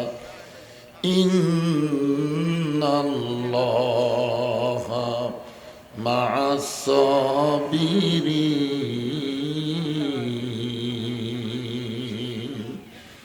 ইন্নাল্লাহা ওয়া মালাইকাতাহু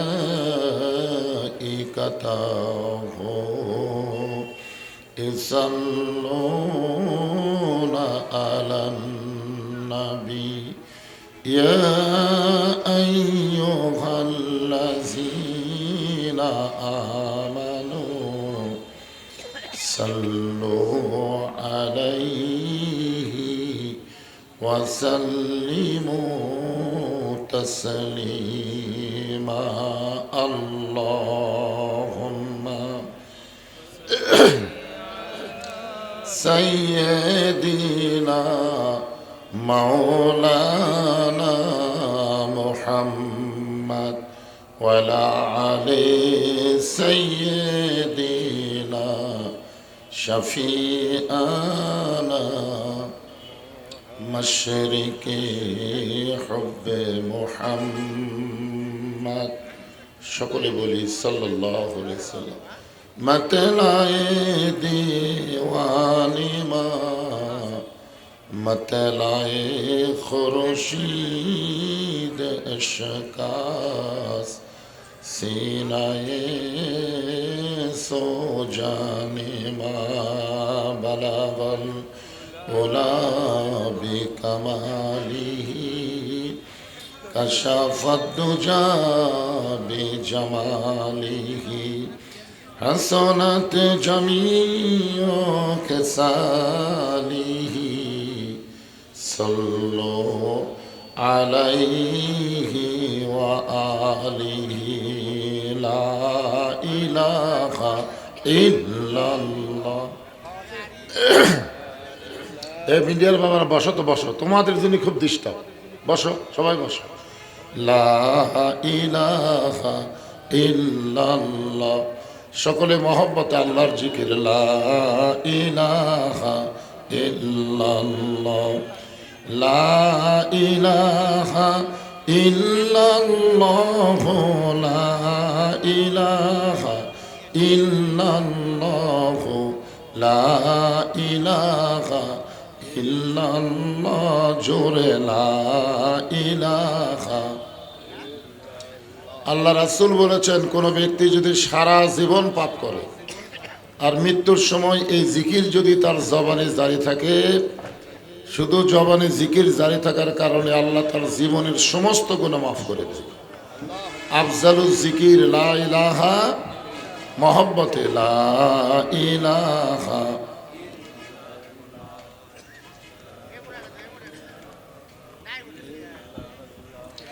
লা ইলাহা ইল্লাল্লাহ লা ইলাহা ইল্লাল্লাহ লা ইলাহা ইল্লাল্লাহ জোরে লা ইলাহা। যারা দাঁড়িয়ে আছেন বসেন, দাঁড়িয়ে থাকা কেমন লাগে? বসেন, সবাই বসেন। আল্লাহর রাস্তে বসেন, বসার জায়গা যতক্ষণ আছে বসেন, কিছুক্ষণ পরে তো আর জায়গায় থাকবে না। বসেন সবাই, আল্লাহর রাস্তে বসেন আর জিকির করেন লা ইলাহা। যার দিলে আছে আমার আল্লাহর ভয়, কার ভয়? যার মনে আছে আল্লাহর ভয়। আল্লাহ আল্লাহ সব সময় আহার নিদেরাম ভালো লাগে না এই দুনিয়া, ভালো লাগে না, ভালো লাগে শুধু আল্লাহ। লা ইলাহা লা ইলাহা ইল্লাল্লাহু মুহাম্মাদুর রাসূলুল্লাহ।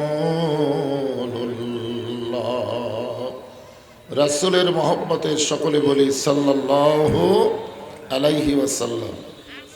শাকপালা উত্তরপাড়া বাইতুল মামুর জামে মসজিদ কমিটি কর্তৃক আয়োজিত আজকের এই তাফসিরুল কোরআন মাহফিলে আল্লাহ তাআলা যিনাকে সম্মানিত সভাপতির আসনে কবুল করেছেন, আলহাজ মাওলানা মোহাম্মদ আবু বকর সিদ্দিক, আজকের এই মাহফিলের সম্মানিত সভাপতিকে অন্তরের অন্তঃস্থল থেকে আমি শুভেচ্ছা জ্ঞাপন করছি।